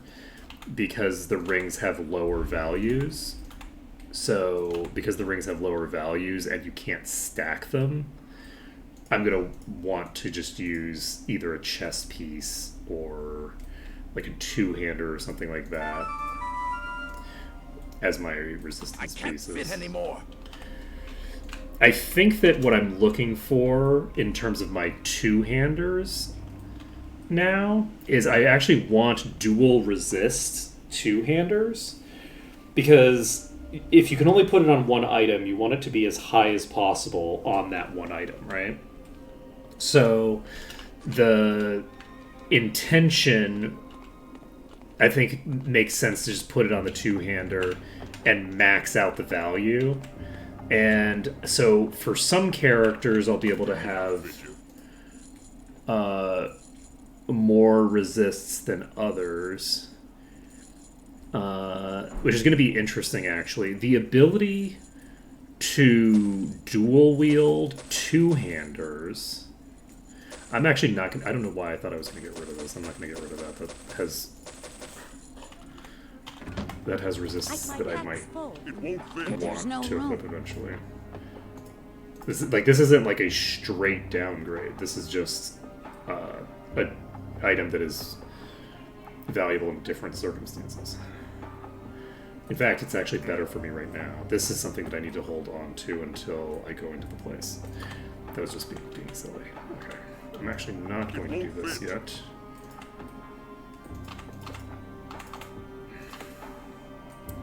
Okay, Governor's Armor. But yeah, we have 2 legendary gauntlets in play already. We can outfit you. These are legendary. So since we do have the 2 legendary gauntlets in play, that is going to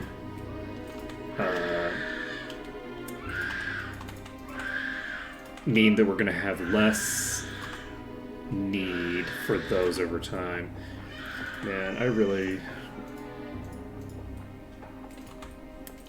wish I knew more about kids. It doesn't feel good to have someone that upset with that degree of consistency. You know what I mean? I don't like it.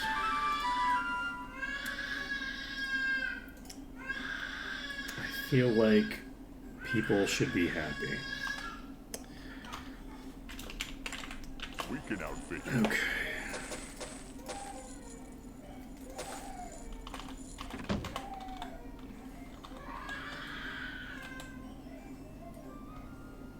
So this is Grognard's Cutlass. I'm going to get it out of this inventory, because I might just end up selling everything in this inventory, basically. Get this out of the inventory. I don't think I need a one-handed axe, right? Oops, why did I get rid of that?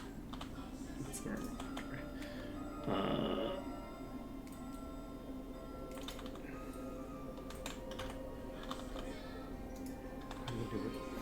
I'm like checking We can outfit you. all the wrong things. Okay, that's done. I think we can sell the rest of these now. And let's see, yeah, it's 12:54. So we're gonna have the inventory boss beat right around the time that we would normally end stream, and then we'll end stream. It'll be a shocking turn of events. But yeah, so the ability to have the two-handers, which gives more total stats dual-wielded, is kind of an interesting component of the Minotaurs. Because it means that people with two-handers have the ability to have a higher overall resist to like the individual resists with the way that the new system works. So it's going to be very interesting to see how big of a difference that makes. Now, obviously, if you're using a shield, that probably gives you better value than just like one item anymore. having Thinger. That would be my assumption anyway. The best. But I'm not entirely sure on that even. I'm very curious to see how high the scaling gets in the end game on these resists. I think it's going to be pretty interesting. I'm curious to see how this party handles the late game.